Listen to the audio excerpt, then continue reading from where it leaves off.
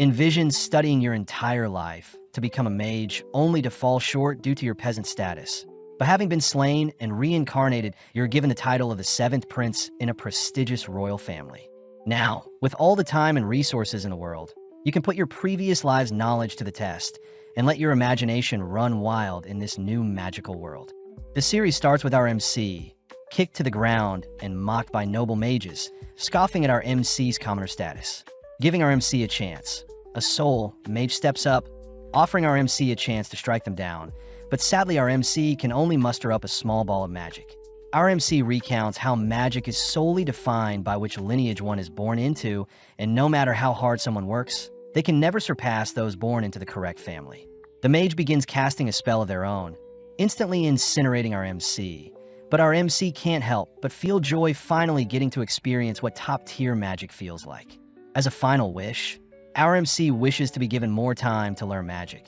But as his body finally disperses, our MC wakes up in front of several maids, all adoring him. Quickly preparing a spell to defend himself, our MC blasts a massive hole in the castle he's in, all whilst the townsfolk celebrate the birth of the 7th prince of the Saloon Kingdom. Hence our MC's new name is Lloyd. Several years later, the maids of the castle look everywhere for Lloyd, but Lloyd is clearly avoiding any attention, running into several guards only to ask them to keep his current location a secret. As Lloyd runs off, the guards wonder if they should grow closer to Lloyd, remembering how Lloyd is the 7th born in their family, so Lloyd most likely won't inherit the throne. Apparently, shortly after Lloyd was born, he immediately began speaking, reading spell books, and even refusing breast milk, leading many to believe Lloyd was the reincarnation of William Bordeaux himself, the father of sorcery. Following Lloyd, he admits that he is unsure why he can remember his past life. But slipping past the maids, Lloyd makes it to the castle's library filled with hundreds of books. As Lloyd prepares to tuck into some books, Silpha appears, heading outside only to begin training Lloyd with wooden swords. Taking a quick break, Lloyd wonders why he still needs to train his swordplay, but Silpha states that it is proper etiquette for any noble to wield a sword, something Lloyd already knew having been with Silpha for 3 years. Wanting to get the training over with, Lloyd and Silpha take a stance, both dashing towards each other only to parry each other's slashes. Impressed that Lloyd has improved so much, Lloyd knows Silpha is still holding back, barely able to keep up as Lloyd has been secretly casting a copy spell to mimic Silpha's swordplay. Even still, due to Lloyd's smaller body and build, Silpha begins driving Lloyd into a corner, pushing him back. Assessing the situation, Lloyd tests out another skill to compensate for his childlike body, suddenly increasing his strength along with levitating his body. Now able to completely match Silpha's slashes and movement, Lloyd forces Silpha to take things more seriously. But when Lloyd attempts to weave in a sneak attack, Silpha catches Lloyd off guard. Having already known Lloyd was using magic, Silpha trips Lloyd, only to disarm and smack him on the head, revealing Lloyd's levitation magic. On top of things, Silpha points out that Lloyd's sword had been extended to give him better reach. But Silpha can't help but be amazed that Lloyd was able to cast 2 spells at once, something court mages struggle to do.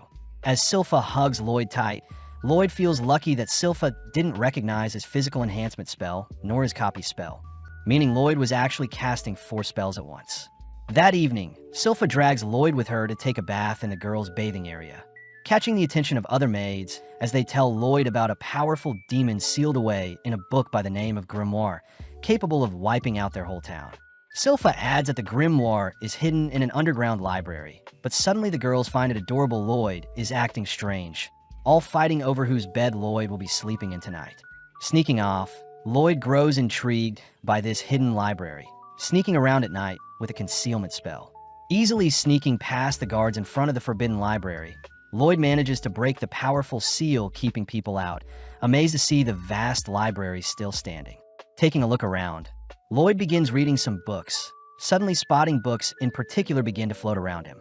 Unveiling its dragon head, the book introduces itself as Grimoire, asking Lloyd to unseal it. Knowing Grimoire is the monster Silpha spoke about, Lloyd grows skeptical seeing Grimoire offer Lloyd some gold. Inspecting the gold, Lloyd says he knows Grimoire used creation magic along with some dust to make the gold, shocking Grimoire. Hearing that Lloyd plans on strengthening the seal on the demon, Grimoire gets terrified, stating that he has calmed down and no longer wants to wipe out the world, but Lloyd isn't buying it. Desperate, The demon offers to teach Lloyd some ancient magic, but that finally gets Lloyd to listen. Yearning to learn more, Lloyd instantly dispels Grimoire's current seal, surprising the demon as he fires off a devastating ancient spell at Lloyd, shredding the surrounding library. As the smoke clears, the demon is horrified to see Lloyd has erected a perfect barrier, a spell that consumes and nullifies Grimoire's volley of ancient spells. Getting hot and steamy, Lloyd reaches out to the remaining residue of ancient magic around his barrier, allowing the magic to tear away at his finger as Lloyd begs Grimoire to show him more. Pissed, Grimoire duplicates his head, beginning to cast a dual spell, but once again Lloyd's barrier perfectly blocks it. Inspecting the spell, Lloyd knows that such a spell can only be cast by demons with two mouths, but it's simply an advanced version of the same spell from earlier. Terrified at Lloyd's capabilities, Grimoire attempts to flee, but Lloyd has preemptively constructed barriers to keep anything else from being destroyed. Trapping the demon in one of his barriers, Lloyd lets loose a fire spell of his own, burning up the demon all whilst trapped in one of Lloyd's barriers. After a while, Lloyd realizes that Grimoire is still alive, asking Grimoire to wait as Lloyd reverts all the damage done to the library. Amazed by Lloyd's amazing feats, Grimoire decides to call Lloyd Master, but Lloyd is more curious as to why demons can't be slain with magic. Seeing as he is no match, Grimoire offers to be Lloyd's familiar, only to transform into a cuter form. Offering to sit inside Lloyd's pocket, Grimoire takes the chance to dive into Lloyd's mind, mortified by the dense mana a mere child has. Knowing that he stands no chance, Grimoire asks to be called Grim, choosing to obey Lloyd's every command for now. Several days later, a blonde boy suits up like normal, heading through the mansion only to enter the library. As Grim hides, Lloyd greets his big brother Albert, both heading outside to see Albert training. Casting a small spell, Albert knocks down his target flawlessly, something Lloyd expected since Albert is the second prince, both smart and physically capable.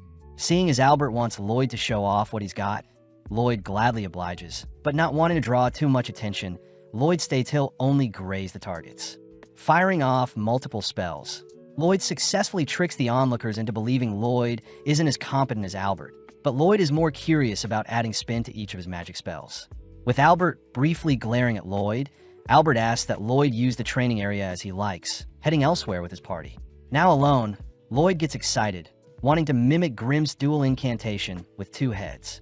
Although Grim states that only demons can cast such a dual spell, Lloyd gets an idea, absorbing Grim into his palm to act like a second mouth. Impressed that Lloyd knew of such a technique, Grim and Lloyd begin chanting simultaneous spells, but Grim instantly gets freaked out not recognizing the spell Lloyd is chanting. Pausing, Grim demands to know what spell Lloyd is casting. Shocked to hear Lloyd was trying a spell stack, purposely mixing multiple spells to have them cast simultaneously. Hearing that Lloyd was trying to stack on 100 spells at once, Grim yells that only 2 to 3 spells can be stacked, otherwise the incantation would take too long. Understanding the situation, Lloyd takes over Grim's mouth, both taking a deep breath only for both mouths to begin chanting powerful spells. Seeing as Lloyd is folding together the essence of 2 magic types itself, Grim fears that the output would be devastating, watching as Lloyd incredibly unleashes a dual spell that ruptures into the skies. At the same time, Albert's retainers wonder why Albert spends so much time with a talentless boy like Lloyd, but Albert corrects them, stating that Lloyd had intentionally grazed all the targets the same way, believing that Lloyd will become a great sage one day. With one of the retainers refusing to believe so, we cut outside to see Lloyd has massacred the surrounding area, even tearing a hole through the stratosphere to reveal the constellations themselves. Briefly admiring the sky, Lloyd rushes to repair the clouds, returning the nighttime back to daytime. The next day, Grim shows off the newspaper reporting on a mysterious phenomenon tearing apart the skies, but Lloyd is more fixated on the story on the back of the newspaper regarding adventurers conquering a dungeon and bringing back loot. Wanting to explore a dungeon of his own, Grim struggles to hold back Lloyd, but Lloyd reassures Grim that he's got everything figured out. Taking out an acorn, Lloyd casts a growth spell, creating an exact clone of himself that mimics his movements. Although Grim is impressed, Lloyd is still worried, knowing that Silpha observes and tracks every bit of growth Lloyd experiences, meaning a mere dummy clone won't trick everyone. Getting an idea, Lloyd successfully manages to escape the castle undetected, asking Grim if everything is fine on his end. It turns out that Lloyd had placed Grimm's soul into his clone's body, all whilst absorbing Grimm's body into his palm. Now that Lloyd's clone is more lifelike, Lloyd successfully tricks the maids, but Grimm wonders if he can cause a mess while Lloyd is gone. Sadly, since Lloyd can still communicate with Grimm, Lloyd thanks Grimm for all the help, flustering Grimm as he chooses to make Lloyd proud and not act up. Having flown far enough from the castle, Lloyd wonders where he can find a dungeon, suddenly halting as he spots a pink-haired girl fleeing from some monsters. In an instant, the girl sends one of the monsters flying, blitzing around only to begin dismantling the monsters, finishing off with an energy blast that shreds the monsters. Having witnessed everything, Lloyd recognizes the girl's techniques as a form of chi, something martial artists use. Having detected Lloyd, the girl calls Lloyd to show himself, but when Lloyd hesitates, the girl marks Lloyd as an enemy, rushing to his location. Not wanting to unveil his identity as the seventh prince, Lloyd manages to come up with a disguise, created using Lloyd's current looks and Albert's physical structure. Lloyd takes on the name of Robert, learning the girl's name is Tao, but Tao is revealed to have fallen for Lloyd's disguise. Having been locked away due to her training, Tao states that she'll make Robert her boyfriend no matter what, agreeing to accompany Lloyd into a nearby dungeon, since she is a B-ranked adventurer. Upon entering the dungeon, Tao begins carving through the monsters to impress Lloyd, but sadly Lloyd is more interested in the shiny ores nearby. Venturing deeper, the two strike up a conversation, learning that Tao had been traveling alone for a while. Whipping up a quick meal, Lloyd asks about Tao's chi techniques, surprising Tao since chi is very similar to mana, as chi circulates based on breathing techniques. Tao takes the chance to flirt with Lloyd, but gets surprised seeing Lloyd beginning to breathe strangely, realizing that Lloyd is trying to mimic her chi breathing. Warning Lloyd against it, Tao can't help but notice how stern Lloyd is about learning chi breathing, agreeing to teach Lloyd anything she knows, which earns her a smile from Lloyd. At the same time, Grimm can't help but giggle at how vast Lloyd's obsession with magic is, suddenly realizing that Silpha has appeared. Back in the dungeon, Tao shows off a chi blast, easily destroying the boss of the dungeon only to point Lloyd to the final treasure chest. Lloyd grows curious as to the overall build of the treasure chest itself, something Tao finds adorable. But on top of things, Tao notices Lloyd's breathing has grown stable, celebrating as Tao has finally found a perfect match that her family has to approve of. Finally opening up the chest, a mysterious blade appears, cutting down on Tao, but Lloyd manages to read the attack, pulling Tao aside. As a pool of darkness spreads from the chest, a lich appears, exciting Lloyd as a more worthy dungeon boss has arrived. Exuding a cold aura, Tao begins to panic, asking Lloyd to leave the dungeon first. But when Lloyd refuses, Tao has no choice but to forcibly push Lloyd out of the dungeon. Evading the creature's strange magic, Tao states that a lich is a creature even A-ranked adventurers struggle with. Therefore, she plans on stalling the creature long enough for Lloyd to escape. Flying through the air, Lloyd is sad as he wanted to watch the lich in action, but erecting several barriers, Lloyd halts his movements. When Lloyd asks for Grimm's advice, Lloyd notices Grimm is barely responding, begging Lloyd to come home.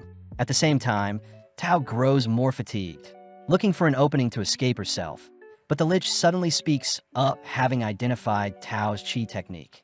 The lich scoffs at Tao's inferior technique to magic, annoying Tao as she states that Lloyd was the only person that thought of chi as interesting, unlike every magic user Tao ran into. Breathing in, Tao bolts forward, clashing into the lich's barrier, but having anticipated such a thing, Tao begins to fire off hundreds of punches, ultimately breaking a hole in the lich's barrier. Collapsing to the ground, Tao knows she has completely exhausted her energy, hopelessly watching as the lich appears behind her, mocking her pathetic attempt. Choosing to end the battle, the lich fires off another shard of magic, but Lloyd appears, nonchalantly blocking the spell along with reassuring Tao that he's here to help. Seeing as Lloyd needs to return home to Grimm quickly, both the lich and Lloyd begin chanting spells. But in an instant, Lloyd dashes behind the lich, a technique the lich doesn't recognize. Firing off a volley at Lloyd, the lich watches as Lloyd begins stalling by erecting a barrier, but taking a deep breath, Lloyd combines a movement spell with his chi breathing technique. Dashing around the lich, Lloyd notices the lich firing more magic at his barrier, but Lloyd's barrier easily defends, giving Lloyd more time to perfect his breathing. Seeing as his own barrier is slowing him down, Lloyd shatters his own barrier, accelerating further. As he maneuvers around the dungeon, all whilst evading the Lich's magic. Finally condensing two techniques into one, Lloyd counters the Lich's magic with a technique he just created, firing off hundreds of slashes all whilst tuning the spell's speed and sharpness. Terrified to see a mage using chi, the Lich attempts to hold on, but seeing Lloyd's technique shredding his spells, the Lich is forced to project a barrier, but Lloyd's technique cuts clean through both the barrier and the Lich itself. Dazzled by Lloyd's show of strength, Tao and Lloyd finally claim the dungeon's treasure, disappointed to see a mere rusty blade infused with mana as their reward. Out of nowhere, the dungeon begins to crumble, beginning to retract the treasure chest, leaving Lloyd and Tao to keep the old blade only. Wanting to inspect the treasure chest itself, Lloyd sticks around to take the chest as well, but they are both forced to escape before the dungeon closes. Outside, Tao asks about Lloyd's new technique he created, something Lloyd isn't sure of himself, but Tao recognizes it as a secret chi technique she has only heard of in tales. As Lloyd flies off, Tao promises to grow stronger so that Lloyd can finally pay more attention to her. But Tao forgets to ask where she can find Lloyd. Flying through different regions, Lloyd finally returns home, spotting his clone all beat up. Grimm reveals that Silpha had asked for a sparring match like usual, but grew disappointed seeing how weak Lloyd's clone had gotten, beating his clone senselessly. Showing off the dungeon's knife to Grimm, Lloyd douses the knife with hot water, only to scrape off a layer of mana essence. Lloyd explains the mana essence is used to enchant any weapon, with the dungeon blade in particular being enchanted with a power booster. Placing the mana essence into a flask with water, Lloyd shakes up the flask, only to cast a purification spell in order to extract the ingredients of the mana essence. Revealed to be a mixture of oil, silver, and hematite, Grimm recognizes the ingredients as materials from a monster core, giving Lloyd the idea to create more essence since he had retrieved the dungeon's core in the form of the treasure chest. Needing silver, Lloyd rushes to ask his father, King Charles, for a bag of silver coins, only to begin melting the silver down. Next, Lloyd spars with Silpha for a wager, managing to catch Silpha off guard with a sneak attack combined with some magic, but Silpha had reacted fast enough, appearing from one of Lloyd's creations, only to defeat Lloyd. Even after losing, Silpha agrees to give Lloyd the jar of oil he had asked for, scaring Grimm as Silpha was even able to defeat Lloyd with her pure swordsmanship skills alone. With all the ingredients needed, Grimm and Lloyd complete the mana essence, rushing to Albert to ask for a weapon to enchant. Seeing as his adorable Lloyd is requesting something of him, Albert asks for his knights to hand over their weapons, all immediately offering Lloyd all their weapons to enchant. The knights know that enchanting weapons usually go horribly, all bidding their precious swords goodbye as they have no faith in the 10-year-old Lloyd to enchant their weapons. But having heard all of the knights mocking his master, Grimm gets fired up to prove the knights wrong. As Lloyd begins layering on 2 to 3 enchantments, Lloyd unfortunately shatters the first blade, being too weak to withstand Lloyd's enchantments. Soldiering on, Lloyd works through the night, only to report to Albert that he managed to enchant 50 out of 120 swords, frightening Albert, as even the greatest enchanter has only a 10% success rate. Inspecting the blades, one of the knights refuses to believe Lloyd enchanted the blades, but when the knight goes to sheath his blade, his holster is suddenly cut into 2 by the newly enchanted sword. Spotting a glowing blade in particular, Albert is mesmerized by the enchantments, offering Lloyd to join him on a monster hunt given by their father. Heading out of town early the next day, Lloyd accompanies Albert and Silpha, all heading towards a forest via carriage. Lloyd asks where the monsters they are hunting will be, excited to hear the monsters reside near a lake, especially since Lloyd can see how strong his enchanted blades are. As Silpha admires Lloyd's adorable expressions, Albert can't help but tease Silpha for clinging on to Lloyd too much, but Albert is silent seeing Silpha draw her sword. Just then, Silpha detects creatures approaching, spotting that the monsters are all wielding steel equipment. Pumped up, the knights protecting Lloyd and Albert all rush into formations, ready to test out their new enchanted gear. All whilst Grimm spots Lloyd using a chi breathing technique to detect all objects in his surroundings. Plus, Lloyd always has his barrier spell ready to protect himself. Seeing the knights engage the monster, the knights flawlessly cut through the creatures, all thanks to Lloyd's enchantments. Praising Lloyd, Albert declares that Lloyd truly is a prodigy, but they both suddenly spot a monster rushing them. Before the two can react, Tao appears, dispatching the creature. Having sensed a cute guy nearby, Tao had rushed over, crouching beside Lloyd, only to realize Lloyd is using a cheap breathing technique. Plus, Lloyd looks very similar to Robert. As Tao senses another monster attacking from behind, Silpha is forced to save her, demanding that Tao step away from her precious Lloyd. Stopping the girls from fighting, Albert asks Tao to accompany them, all setting up camp for the night near a lake. Thanking Tao for escorting them, Tao points out how although Albert is cute, Albert wasn't the cute guy she was detecting. Hiding from Tao, Lloyd realizes it's his chi breathing that may blow his cover, choosing to lay low and hide in his tent for the rest of the night. But Lloyd suddenly realizes that Silpha was changing in his tent. Demanding to know why Silpha is sharing a room with him, Silpha states that she is the only person that can protect Lloyd, trapping Lloyd between her thighs. Entering the tent, Tao is flustered seeing Silpha pinning Lloyd down with her body, swiftly evading a dagger thrown by Silpha. As the girls begin to bicker and argue, Lloyd manages to sneak away, but Albert teases Lloyd for attracting so many girls. Albert points out how Silpha has changed a lot ever since she started looking after Lloyd, shaking as he remembers something. But at the same time, Silpha and Tao beat up the knights watching them arguing. As Silpha puts on some clothes, Tao says she has been hired to fix up a nearby shrine, but before Tao can leave, a monster appears smashing up a portion of the campsite. As everyone prepares to engage the creature, they all recognize it to be a bear wolf. But as the knights begin attacking the creature, Grim is seen acting weird due to the broken shrine nearby. As Tao distracts the creature, she buys enough time for Albert to draw his sword, suddenly casting an infernal spell that incinerates the wolf in one shot. Surprising everyone, they all thank Lloyd for Albert's newly enchanted sword, but Grim finally remembers that the nearby shrine used to seal a powerful demon. As the smoke clears from Albert's explosion, the corpse of the wolf, along with various other monsters, suddenly appear, giving rise to Demon Pazuzu, who had been hiding in the wolf's mouth. Pissed that people are slaying its servants, Pazuzu has its monsters attack, but Albert soon realizes the monsters have insane regeneration.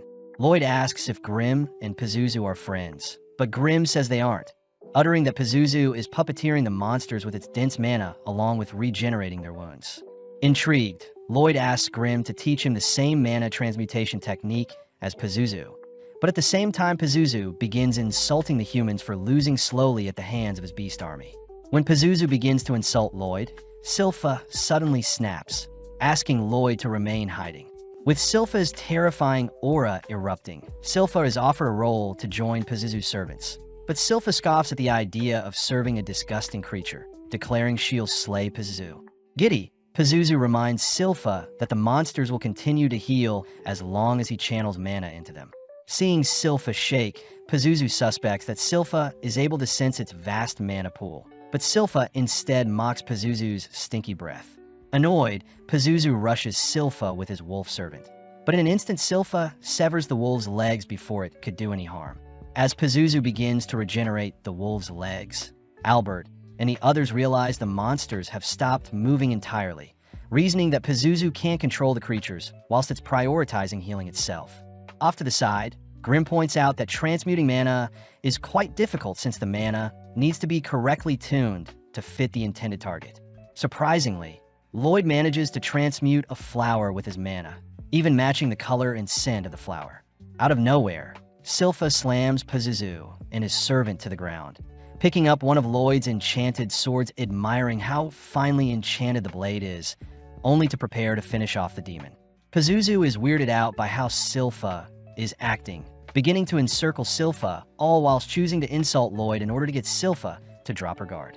Seeing an opening, Pazuzu manages to clamp on his Silpha with his wolf servant, but Silpha has used the opportunity to get close to the demon, revealing her dual sword techniques that shreds the bear wolf along with Pazuzu's body from inside. Continuing to hack away at the demon, Silpha begins ramping up her speed to ensure Pazuzu is defeated. But Lloyd takes the chance to memorize Silpha's body shape with his new transmutation skill, all whilst Silpha coldly marches towards the demon, preparing to take its life. Glaring at the demon on its knees, Silpha watches as Albert and the others take down the remaining beasts, all staying vigilant until Silpha slays Pazuzu. Out of nowhere, a potent smog fills the air, bringing all the humans to their knees as Pazuzu seems to have evolved. Pazuzu states that he had escaped his 100-year seal finally, annoyed that all his hard work nurturing his servants have all gone to waste. With a single slap, Pazuzu knocks Silpha back, all whilst Albert helplessly watches. As Silpha struggles to breathe, Pazuzu flies in for the final blow, but Tao intercepts the attack, revealed to be unaffected by the smog. Seeing Silpha finally collapsing due to Pazuzu's smog, Tao stays alert, barely able to detect Pazuzu appear behind her. As Tao throws out a kick, she ends up getting snatched up from the feet and punched, but Pazuzu wonders why Tao is unaffected by his smog. Seeing Tao breathing weirdly, Pazuzu realizes Tao is using a strange breathing technique, but forcing herself away from the demon. Tao is forced to kick and blast Pazuzu away, swiftly stabilizing her breathing, but suddenly realizes a monster has snuck up on her. Barely able to stop the jaws of one of the beasts from clamping down, Tao watches as Pazuzu rises back up, emitting its smog as it demands Tao serve it. Seeing her life flash before her eyes, Tao manages to survive Pazuzu's aura, declaring that her savior will arrive soon. Having heard enough, Pazuzu's servant bites down on Tao, prompting Pazuzu to head over to retrieve Silpha's unconscious body. Declaring that he'll make Silpha his slave, Pazuzu reveals that he had slayed his servant's parents, only to have the monsters believe Pazuzu was their original parents. Something Lloyd states is terrible. Realizing that Lloyd is unaffected, Pazuzu demands to know who Lloyd is, spotting Grim, a fellow demon who is serving a mere child. Before Grim can warn Pazuzu of Lloyd's abilities, Pazuzu sends his servants to attack Lloyd, but seeing as this is the perfect chance, Lloyd begins transmuting his mana. Creating the picture of a field of flowers, Lloyd manages to calm the beasts, briefly cuddling with them only to retrieve the unconscious Tao, covering her up with his jacket. Impressed to see Lloyd as a competent mage, Pazuzu tries to order his servants around, but the beasts instead turn their fangs onto Pazuzu, tearing away at the demon that killed their parents. Having sustained a decent amount of damage, Pazuzu chooses to dispose of his own servants, slamming them together only to kick them to the ground. Seeing Pazuzu harming his own servants, Lloyd wonders why demons can't be defeated with magic. Something Grim mentions is probably since it's never been done before. As Pazuzu's mana begins to swell up, the surrounding area begins to perish, but Lloyd is more curious as to how much mana it will take to defeat a demon. Revealing his own mana pool, Pazuzu suddenly freezes at the sight of Lloyd's mana, something Grim knew Lloyd was concealing and is the reason Pazuzu's smog didn't affect Lloyd whatsoever. Finally able to let loose, Lloyd attempts to trap Pazuzu in a barrier, but Pazuzu barely manages to escape. Realizing that Lloyd is attempting to cage him, Pazuzu attempts to flee, but Lloyd is dead set on trapping Pazuzu with his barriers. Floating all throughout the skies, Pazuzu continues to evade capture, all whilst Grim learns Lloyd is capable of casting 20 spells at once. But making use of Grim, Lloyd increases his spell output. Seeing as there are no escape routes in the skies to flee, Pazuzu dives into the sea, terrified to see Lloyd is still hunting him down in the water.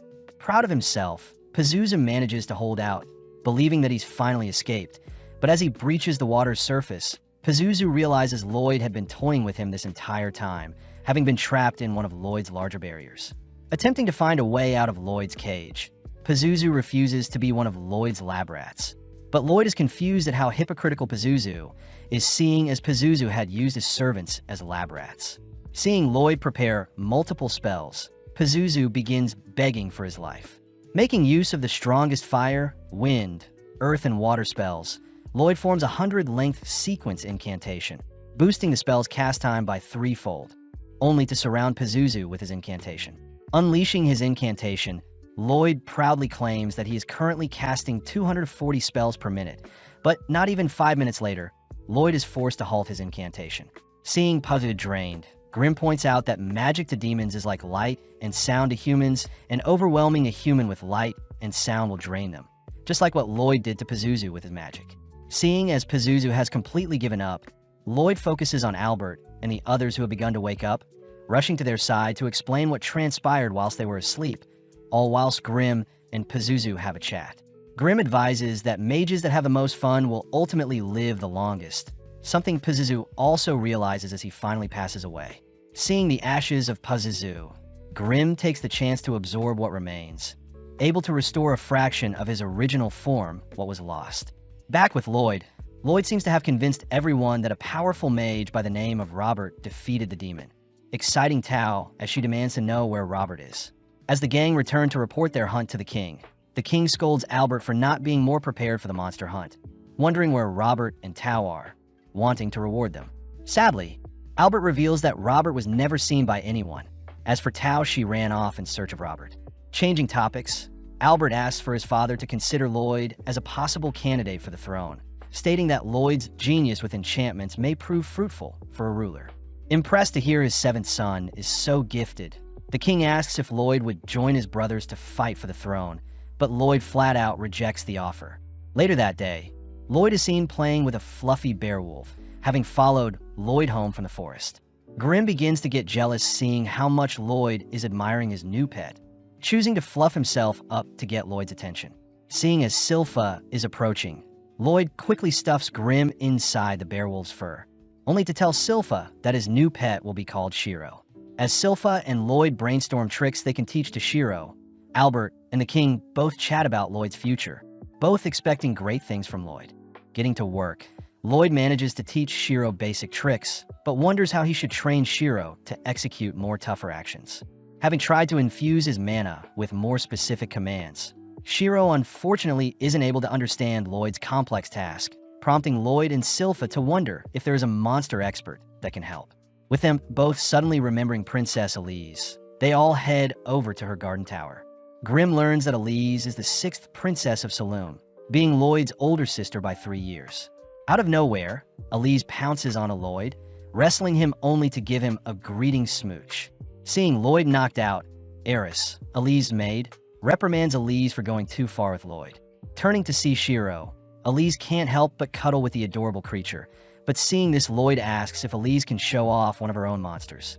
Out of nowhere, a lesser Fenrir appears, snatching away Silpha's headband. Lloyd is shocked, seeing as the monster slipped past his detection. Lloyd is intrigued as to what command Elise gave to the Fenrir in order to have it time its approach. Asking for Elise to teach him all she knows, Elise gladly obliges, revealing that a deep bond with any animal will involve lots of love.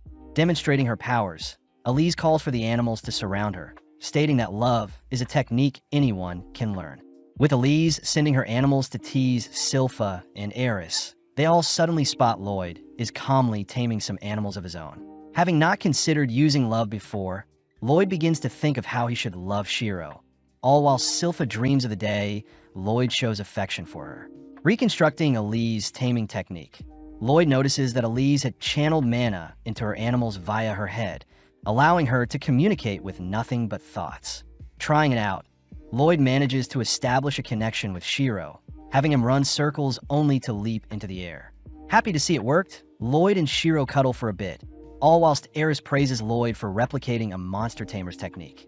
Elise cries that love is the most important factor for taming monsters, something Lloyd doesn't disagree with, especially since the tamer must get to know the monster they want to tame first. Seeing Lloyd adorably explain love, Eris, Silpha, and Elise all adore Lloyd, rushing to his side only to begin loving him.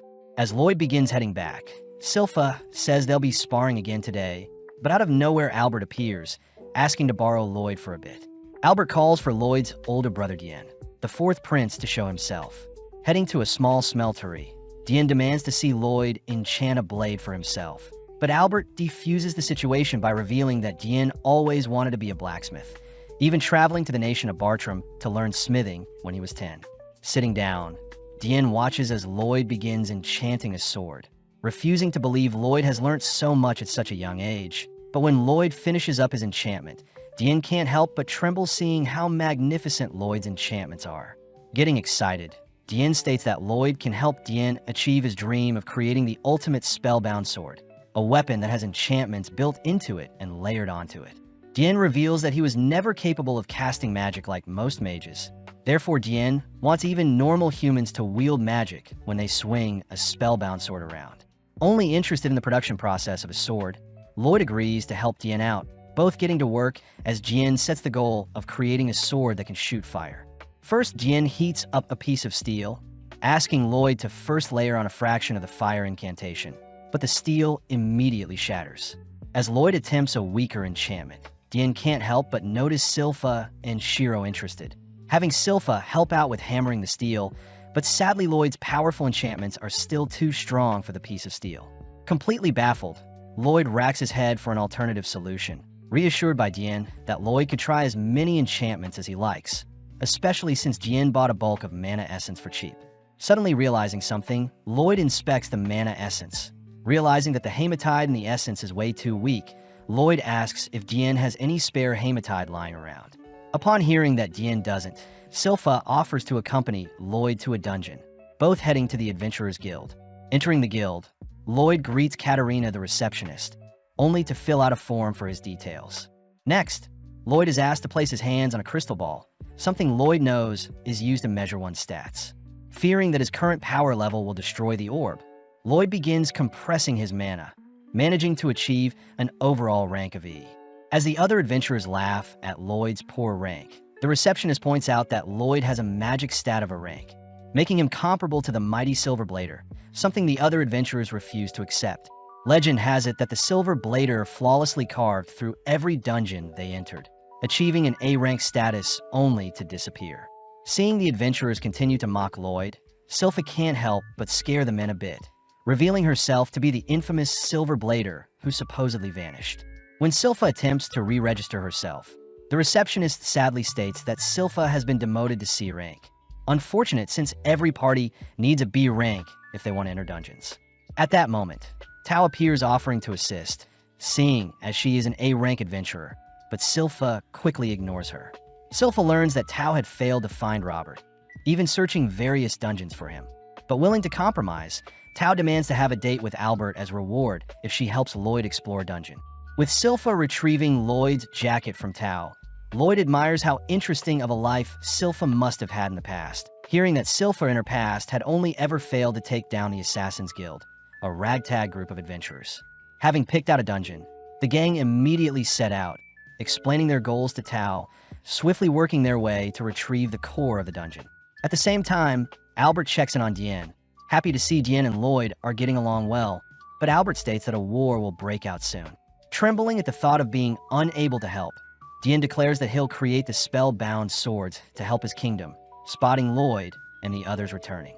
Getting back to work, Dian and Lloyd manage to finish off their first blade, heading straight to the training area only to eradicate their test targets, terrifying everyone.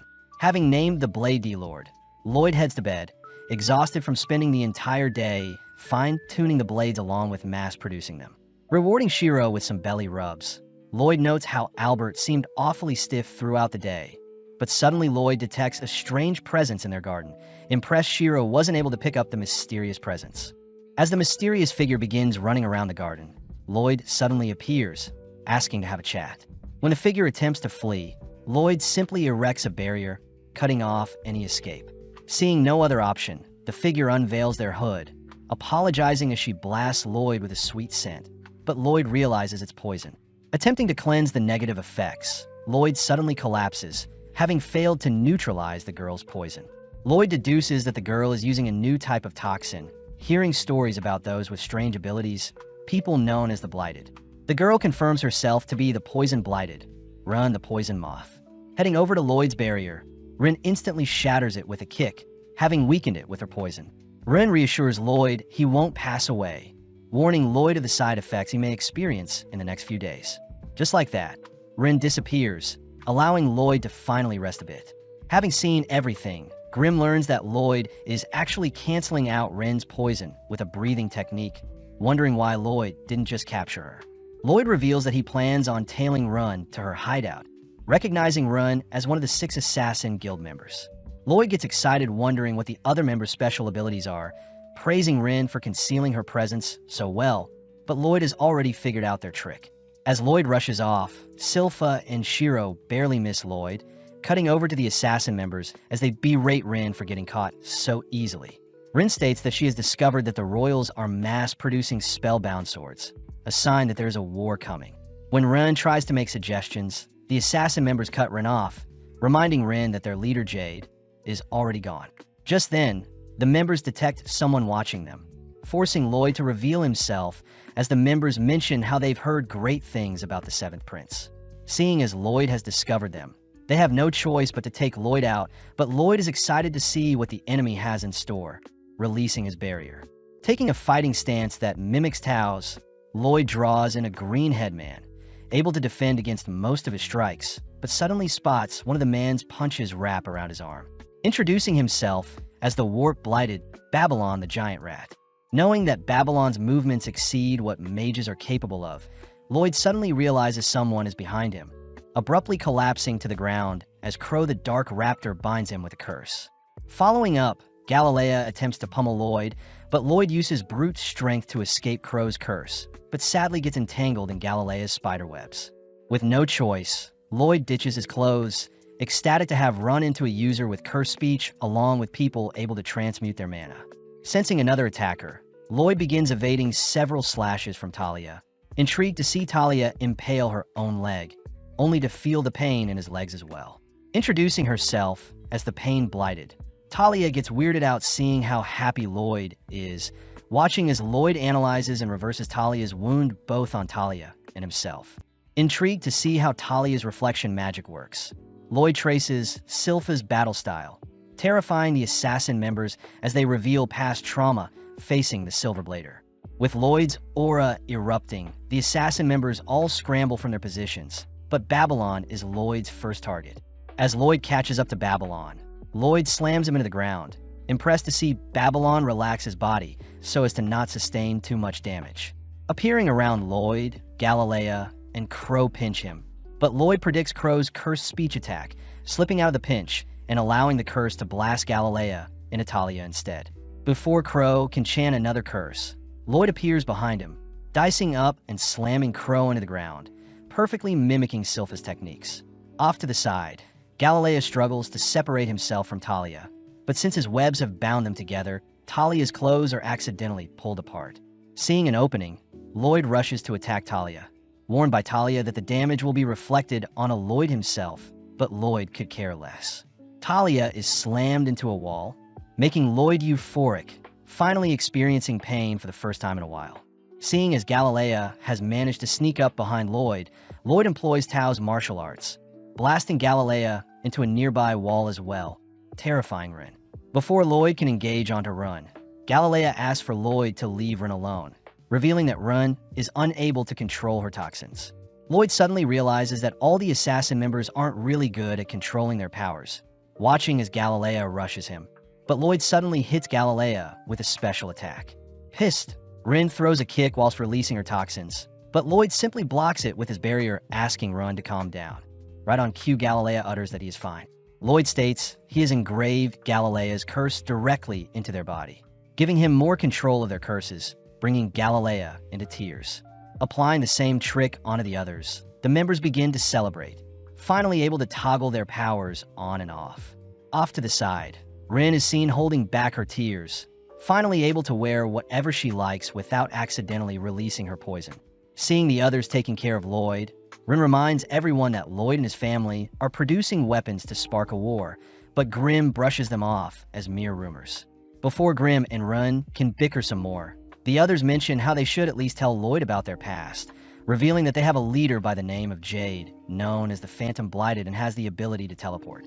Flashing back, one day Jade had reappeared out of nowhere, having been teleported to Egypt but had finally made it back to their hideout. Jade shows off their new guild emblem, stating that their Assassin's Guild will take the jobs normal adventurers wouldn't, and upon completion, they'll leave behind their emblem to prove to the world they can operate in society as well. Before Jade can add anymore, he is teleported away, but around the same time the Assassin's Guild found out that the Warlord of Lordist was preparing for a war.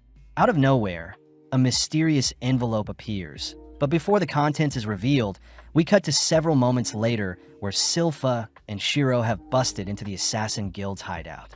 Seeing as Lloyd has left behind a letter, Silpha reports her findings to Albert, who holds back his anger, fearing that the Assassin's Guild has kidnapped Lloyd and brought Lloyd to Lordist.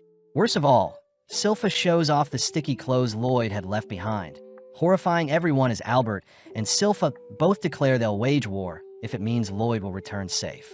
Cutting back to when the envelope appeared, Galilea reads that Jade had officially overthrown the rulers of Lordist, making the assassin members celebrate. But inspecting the letter himself, Lloyd can't help but smirk. Immediately heading out, Lloyd sends everyone flying with him towards Jade's location. But we learn that Galilea and Run had asked if Lloyd could help Jade fix his teleportation curse as well, But Lloyd points out that Jade no longer needs his help, since the letter seems to have been perfectly teleported to their location. Lloyd knows that teleportation magic itself is very rare, especially being able to control it, making the members wonder if Jade was lying about his curse this whole time. Regardless, Rin says she still wants to reunite with Jade, exciting Lloyd as he says he'll accompany them. Seeing as Rin is starting to doubt Jade, Lloyd cheers Rin up, making Rin's heart flutter a bit. Having been flying for only 10 minutes, Lloyd is forced to stop, realizing that everyone is dizzy, but seeing as they need food, Rin runs off into the woods to catch some food. Babylon reveals that Rin grew up in the forest, wanting to show off her skills to Lloyd, but Rin is revealed to have a tragic past, having accidentally slayed her own parents with her poison. It was then when Jade took her in and introduced her to everyone, all agreeing to help raise Rin as one of their own.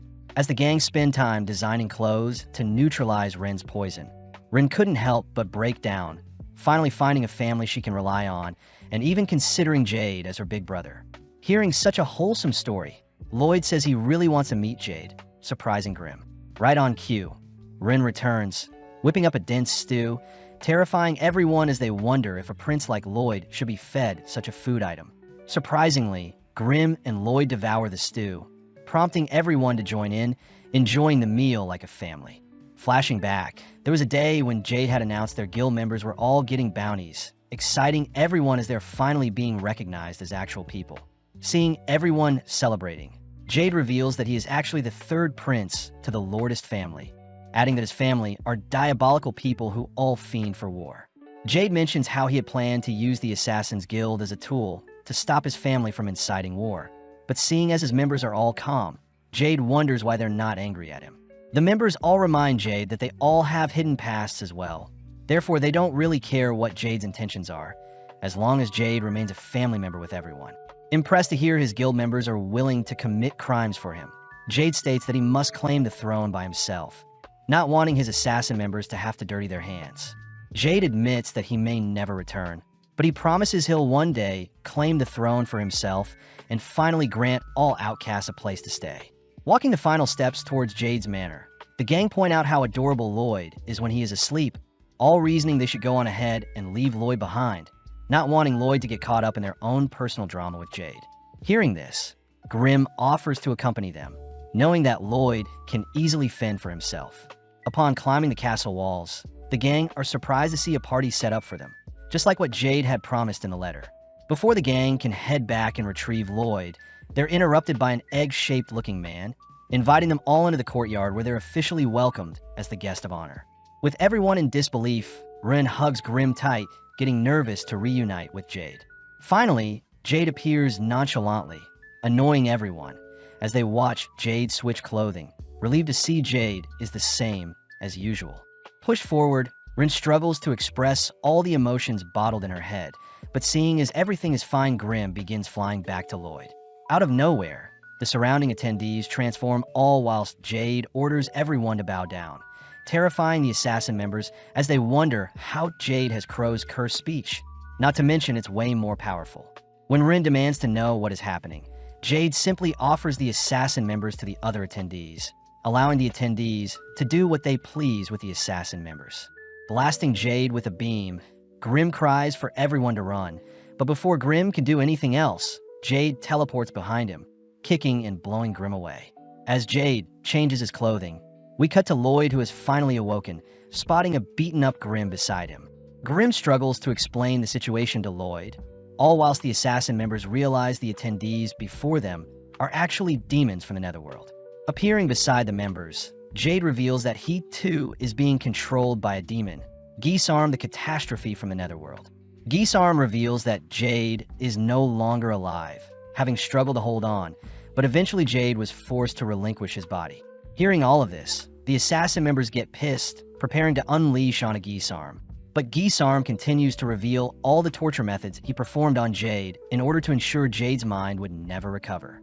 As the demons begin begging for a body of their own to inhabit, Geesarm warns his minions that Ren's body is quite poisonous, but Geesarm suddenly notices a strange marking on Ren's body. Unable to recognize the spell from Jade's memories alone, Geesarm uses his cursed speech, demanding Ren explain where she got the marking, but Ren bites her tongue to silence herself. With Gisarm cursing Run to sell out the person that placed the spell on her, Rin fights for dear life, suddenly watching as Lloyd's barriers surround all the assassin members, only for an incineration ray to light up the surroundings. With the ray tearing a massive hole in the castle's courtyard, the assassin members look into the skies, only to spot Lloyd triumphantly appear to even out the playing field. Having scared the demons back into their bodies, Lloyd checks on the others, only to choose to heal Ren's tongue. Lloyd starts by ordering the assassin members to run, knowing that Gisarm is solely after their bodies. As the demons wonder if their master had been killed, Gisarm nonchalantly teleports behind them, ordering his minions to chase after the assassin members, but Lloyd simply blasts the demons to stall them. As two demons appear beside Lloyd, Lloyd continues to monitor Gisarm's every move, watching as Gisarm speaks a death curse that weaves through Lloyd's barrier. Seeing as it's best to dodge, Lloyd analyzes the curse, noting how the curse causes cardiac arrest and slays the target struck by the curse. Grim advises Lloyd to flee, seeing as Gisarm's curse speech is a form of transmuted mana, a complete counter to Lloyd's mana barrier, as the mana barrier can only block spells created for mana, but seeing as transmuted mana is a different form, Lloyd's barrier won't be able to block Gisarm's attacks. Grim also points out Gisarm's mana is quite vast, being a completely ascended being, explaining that demon servants are ranked 10th amongst demons. Demon Pazuzu was ranked 8th. Grim himself is ranked 3rd, but Gisarm is a demon lord, placing himself above rank 1 and considered the pinnacle of all demon kind, being able to take on even 100 rank 1 demons alone. Seeing as Gisarm is the real deal, Grim advises Lloyd to flee, but Lloyd chooses to introduce himself to Gisarm. Gisarm remembers Jade's memories had once mentioned Lloyd the 7th Prince, but regardless, they both prepare to enjoy the oncoming battle. Grim continues to beg Lloyd to flee, stating that any mana attack will barely scratch a behemoth like Gisarm. But making the first move, Gisarm fires off a small projectile, instantly shattering 2 layers of Lloyd's barrier. Gisarm grows excited, choosing to fire off a volley of spears that chase Lloyd throughout the castle. As he racks his brain for a solution, Gisarm suddenly appears above him, kicking Lloyd towards his volley of spears. But barely thinking quick enough, Lloyd conjures a stone golem to tank the volley of spears. At the same time, the demons finally catch up to the assassin members, all watching as Babylon scales the castle walls to open the castle gates. Back with Lloyd, Gisarm praises Lloyd for surviving the first wave, beginning to make fun of how weak blighted humans are, to have been born with such immense power but to never know how to control them. Gisarm mentions how Jade's teleportation powers called to him, wondering why blighted humans struggle to live amongst humans when they can offer up their bodies to demons who can make full use of blighted cursed bodies. Seeing as Lloyd is speechless, Gisarm warns Lloyd to prepare himself, snapping his fingers, only to teleport a spear into Lloyd's body. Knowing that Lloyd won't be able to react, Gisarm continues to skewer Lloyd with his spears, all whilst Galilea webs the bridge they're on to stall the demons. Seeing as the demons are still pursuing them, Crow curses them to fall, allowing Babylon to finally open the castle gate. But seeing as the demons have broken free from the webbing and curse, Talia steps up. Placing the demons in her sight, Talia slashes her own leg, ordering the others to leave without her. Seeing the demons regenerating, Talia simply continues to hack away at her own body, stalling the demons for the others to flee, but unable to leave his family behind. Galilea chooses to shove Crow and run through the gate, closing the gate behind him only to join Talia. Galilea promises to remain by Talia's side all the way to the very end, giving Talia enough courage to sacrifice her life if it means the demons will disappear as well. Seeing the demons attempting to stop her, Galilea holds them off with his web, watching as Talia cries out, imagining how much pain Jade must have gone through whilst trying to stop Gisarm from invading his mind. As Rin begs for everything to return back to normal, Talia pulls the trigger, all whilst Gisarm mocks Jade's memories of wanting to live peacefully with his friends. Turning to check on Lloyd's skewered corpse, Gisarm realizes he had attacked a stone statue instead, watching as Lloyd appears with a blade aimed at his neck.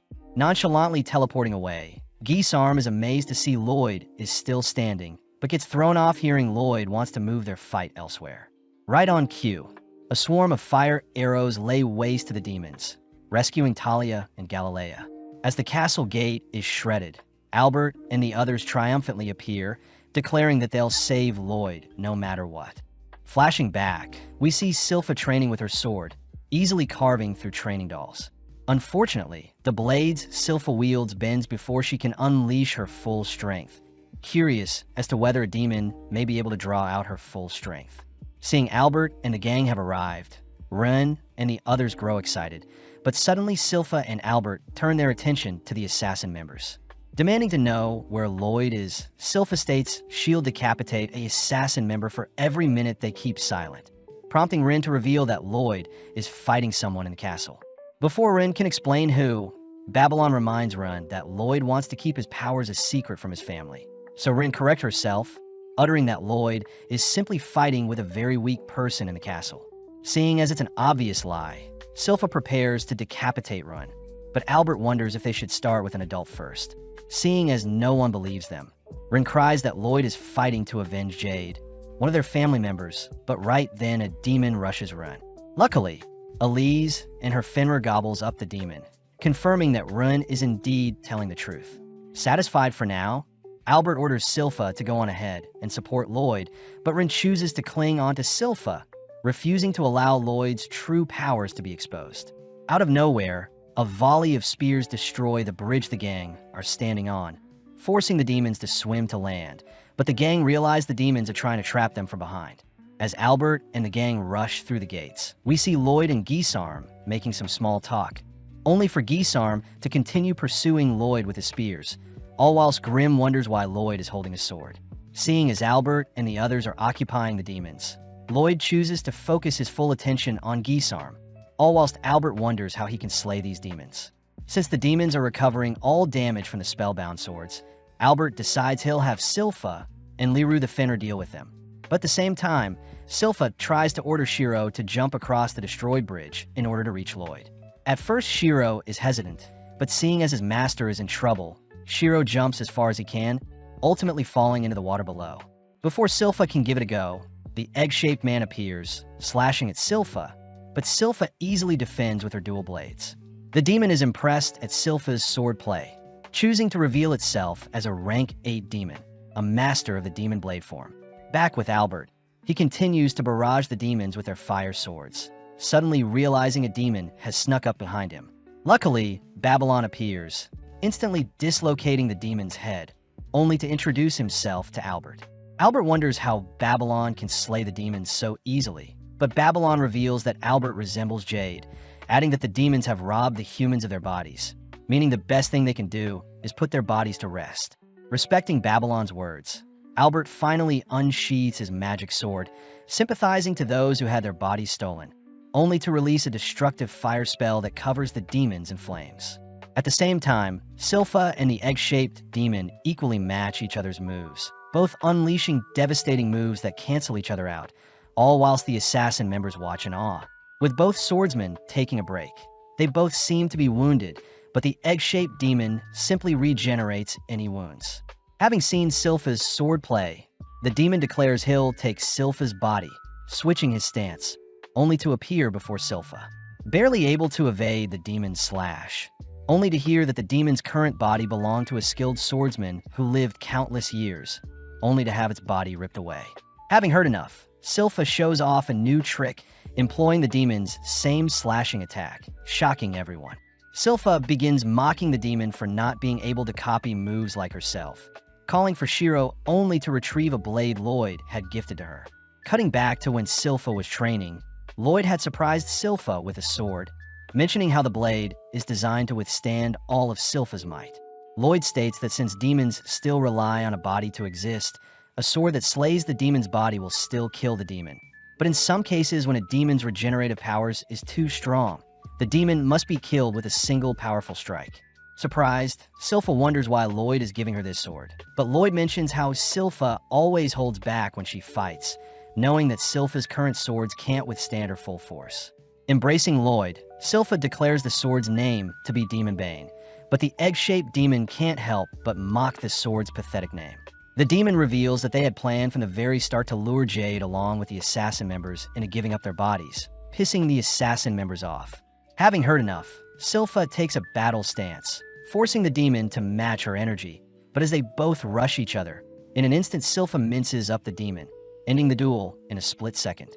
Flashing back, We see Geesarm speaking to Jade before he had passed, wondering why Jade was smiling as he alludes to a person Geesarm should look out for, even during his last breaths.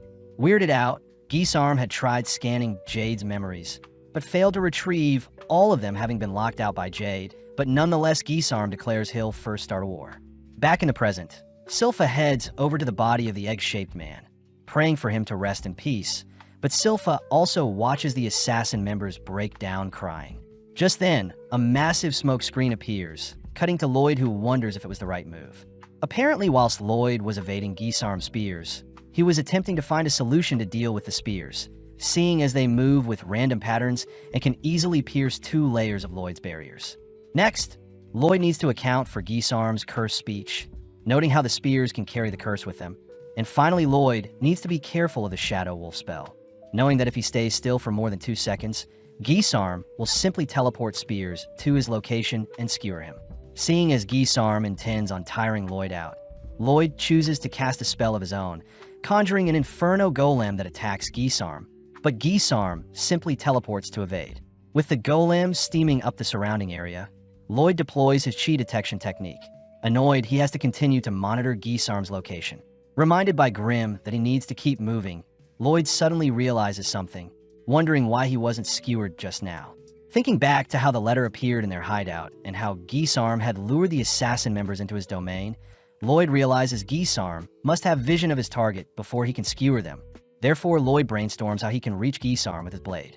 As Geesarm walks through the mist, he suddenly spots Lloyd approaching behind, but surprisingly a swarm of Lloyds have appeared as well, unable to discern the real one. Forced to tank the stabs, Geesarm identifies Lloyd with a real sword, instantly skewering it, only to praise Lloyd for a pathetic attempt. Geesarm reminds Lloyd that he can heal all wounds in an instant and is immune to physical and magical attacks. But Geesarm can't help but get weirded out by all the clones. Realizing that the skewered Lloyd was fake, Geesarm is suddenly struck with a fire spell from behind, only for the real Lloyd to blend back in with the clones, healing back his wounds and replacing his clothes. Geesarm admits he is unable to attack since he's unsure of who the real Lloyd is, but with no other choice, Geesarm chooses to unleash a volley of spears in every direction. Spotting a barrier appearing around Lloyd, Geesarm rushes to crush Lloyd's head, but sadly, it was another clone. Wondering what other tricks is up Lloyd's sleeve, Geesarm watches as various clones dodge and weave, all dashing towards Geesarm, exciting Geesarm as he continues to dispatch the clones. At the same time, Lloyd blends in with the crowd, purposely dropping his barrier and instead concealing his presence with an invisibility spell. It's revealed that the sword Lloyd is wielding was a blade called Spelltaker, a blade that can convert absorbed spells into mana or allows the holder of the sword to analyze spells. Barely creeping past Geesarm, Lloyd manages to slash and analyze Jade's teleportation magic, suddenly falling into the mine that once belonged to Jade, only to realize what Jade had been hiding from Geesarm all along. Dismantling his own clones, Lloyd reveals himself, surprising Geesarm as he eggs Lloyd on. Seeing Lloyd not moving, Geesarm tries taunting Lloyd, but Lloyd refuses to budge. Lloyd explains that demons are born powerful, therefore they'll never get to experience what humans go through, something Geesarm brushes off as Lloyd's boring rambling. Having heard enough, Geesarm teleports in for a killing blow, but Lloyd surprisingly is able to intercept the strike and counter with a punch of his own. Terrified at what Lloyd just pulled off, Lloyd explains he had used chi to conceal his intentions. Plus, Lloyd had predicted where Geesarm was teleporting to. Having confirmed Geesarm's techniques are similar to Crow and Grimm's techniques, Lloyd orders Geesarm to get up. Lloyd takes the chance to ask if Geesarm remembers Jade's last words, infuriated when Lloyd utters that Geesarm will lose. Teleporting towards Lloyd, Lloyd manages to predict Geesarm's movements, intercepting and pummeling Geesarm with various attacks. Continuing to cut off Geesarm's movements, Lloyd manages to blast Geesarm with a double-casted spell, sending Geesarm back into the pit of magma created by Lloyd's initial death ray. Knowing that his body won't recover from magma, Geesarm desperately teleports away, but Lloyd is already there to intercept. Lloyd begins remembering back on the times he spent learning magic, reminiscing on kind, scary, and fun people he met along the way. Seeing Geesarm speechless, Lloyd orders that Geesarm try something new, but seeing as Lloyd wants to see his full power, Geesarm reveals his trump card. Gathering all the mana in the surrounding area, Gisarm reveals his mortal dark sphere, encouraging Lloyd to attempt to block it. As Gisarm releases the catastrophic spell on Lloyd, Lloyd nonchalantly erases it with a wave of his palm, revealing that the spatial class spell, Void, is a similar variation of Gisarm's trump card. When Lloyd had first learned of such a spell, he had experimented with the Void spell in different ways. One way included colliding two voids together, a phenomena that causes both colliding voids to cancel out. Hearing all of this, Gisarm refuses to accept a mere child is capable of demonic-level magic, blinking behind Lloyd only to grab a hold of him. In that moment, Lloyd gives Gisarm a taste of his true mana, mortifying Gisarm and Grim as they stare off into Lloyd's limitless mana pool. Retaliating with Void spells of his own, Lloyd fires them off to hunt down Gisarm, all while Shiro, Liru, and Silpha begin dismantling the remaining demons. Silpha notices that the demons are moving slower than usual, suddenly spotting Rin infecting the demons with her poison. As Albert struggles to see past the mist, he wonders why the sun hasn't risen yet, cutting to Gisarm, who is being absorbed by Lloyd's Void spell. Struggling to break free, Gisarm attempts to leave the body behind, but as Jade's body clamps onto Gisarm's demon form, Gisarm realizes there is no escape, desperately impersonating Jade only to beg for his life. Disgusted by Gisarm's pathetic pleas, Lloyd conjures another void to pinch and crush Gisarm, all hearing Gisarm's frustrated cries for help.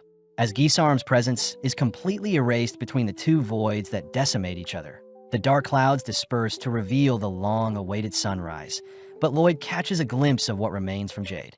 Flashing back, Jade had once told his guild about the rumors surrounding Lloyd the Seventh Prince, speculating that the Seventh Prince was a prodigy and may be able to lift the curses on the Blighted. With her realizing that Jade's speculations were correct, we cut to later that day, where Lloyd is seen helping set up a burial for the deceased.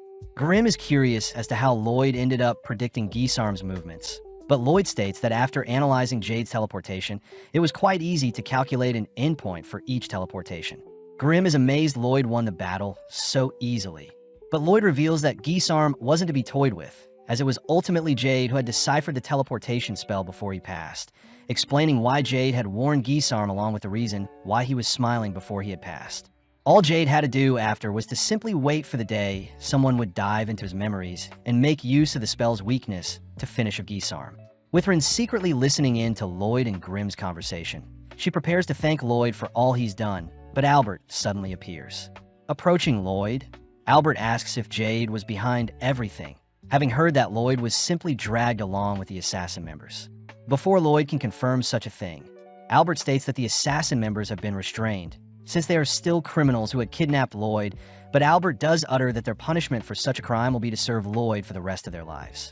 Raising his sword to Lloyd's neck, Albert reminds Lloyd that the assassin members are now an extension of Lloyd and also their family of Saloon.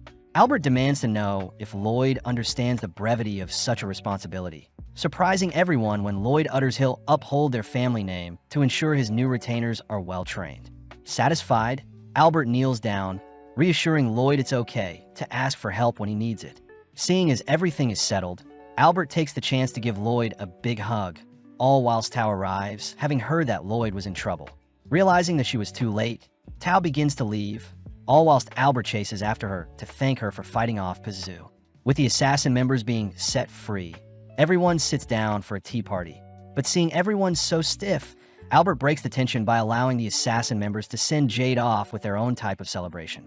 Finally letting loose, both Crow and Tao mourn at the passing of Jade, all whilst Talia attempts to seduce Albert. Brushing off Talia's advance, Albert demands to know all the details behind Lloyd's sticky clothing, all whilst the girls enjoy a refreshing bath. Rin takes the chance to ask Silpha if she can serve Lloyd as well, but Silpha calls for Lloyd to appear, flustering Rin as Lloyd nonchalantly allows it.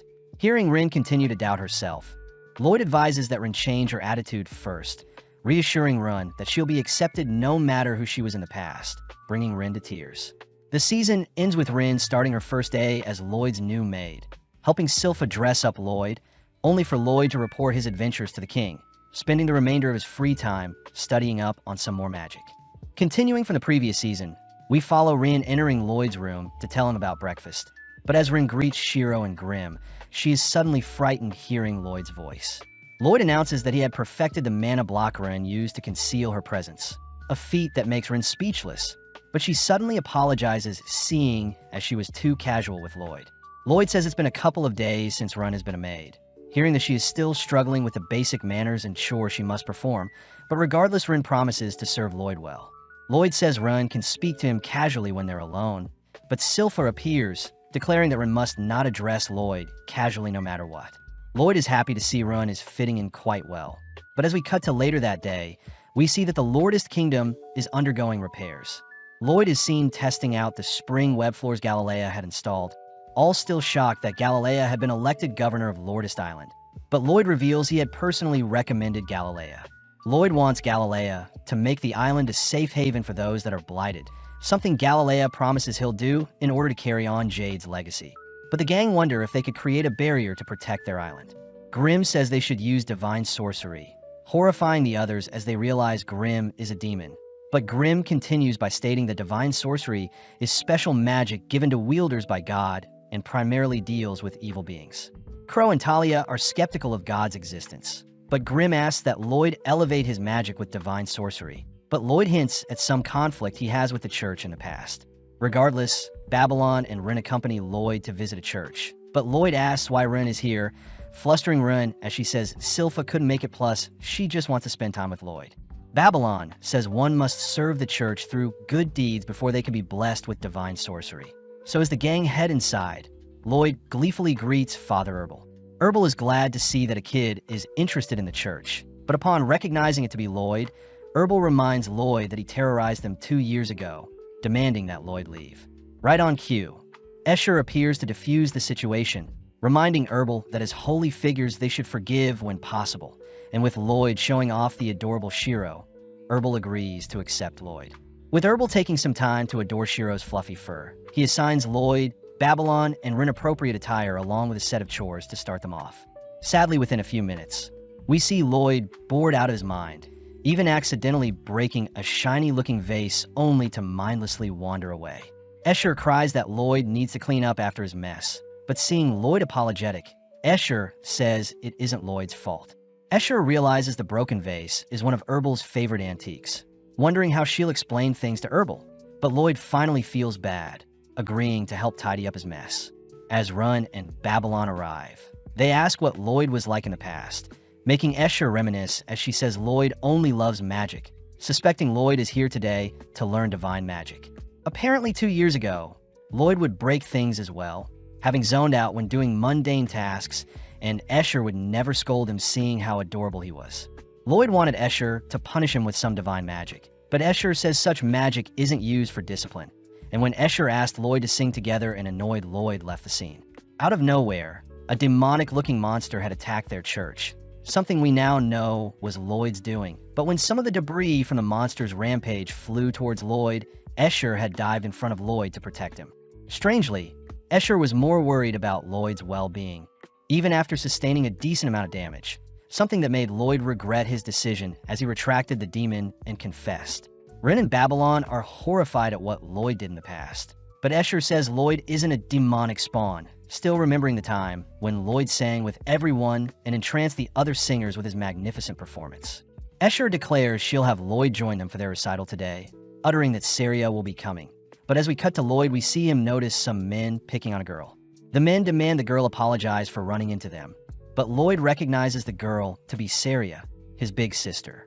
Saria is seen asking the men if they're good with playing instruments, immediately turned off when she hears the men don't have knowledge in such things, attempting to leave, but the men aren't finished with her. As the others join Lloyd, they hear that Saria is the 4th princess of the Solemn Kingdom and is a musical prodigy, having mastered all instruments. Sadly, she doesn't care for anything but music. As the townsfolk clear the scene, we see the men getting more aggressive with Saria, but out of nowhere Escher demands the men let Saria go. The men get excited to cop a feel of Escher's body, strangely producing some melodic squeals, but off to the side, Herbal cries that today's recital will be ruined. Babylon fills Lloyd in on the recital featuring Escher and Saria, a performance that is meant to heal those who listen, but this makes Grimm wonder if divine magic can be replicated with a ritual instead of a magic signature. With Lloyd intrigued to learn more about music that heals, he calls upon Run to stop the men, all while Saria is busy scolding the men for pleasing Escher in the wrong way. In mere moments, Ren unleashes her poison, specifically putting Herbal, Saria, Escher, and the two men to sleep, a feat accomplished with Mana Block. Lloyd says by applying the Mana Block, Ren was able to focus her mana in specific areas. Happy to see that Ren had managed to transmute her poison into something more harmless like knockout gas. Sadly, the thugs are still conscious as Ren's knockout gas wasn't potent enough, and before Babylon offers to knock out the men, Lloyd finally steps up. As the men rush Lloyd with the girls in hand, Lloyd simply snaps his fingers, teleporting the men to a random location, shocking the others, as it seems Lloyd is also trying to learn teleportation magic. Back inside the church, Herbal is told that Babylon and Ren ended up dealing with the thugs, all whilst Babylon and Ren quiver, amazed that Lloyd is carrying on Jade's legacy by attempting to master his teleportation magic. Ren wonders if one day Lloyd could master her technique as well. And with Herbal heading off to prepare for the recital, we see Saria lean in close towards Lloyd, having barely remembered Lloyd to be her younger brother. Escher says it is impressive that a music-obsessed fiend like Saria could still remember Lloyd's name, reminding Escher to invite Lloyd to sing alongside them. But Saria intervenes, declaring that Lloyd isn't ready and instead will watch their performance. With Saria asking Lloyd to pay close attention, Lloyd gets excited to learn more about divine sorcery, especially since it may be replicable with rituals, similar to rain dances. At that moment, both Lloyd and Babylon detect a strange presence, but in the blink of an eye, no traces of it are left behind.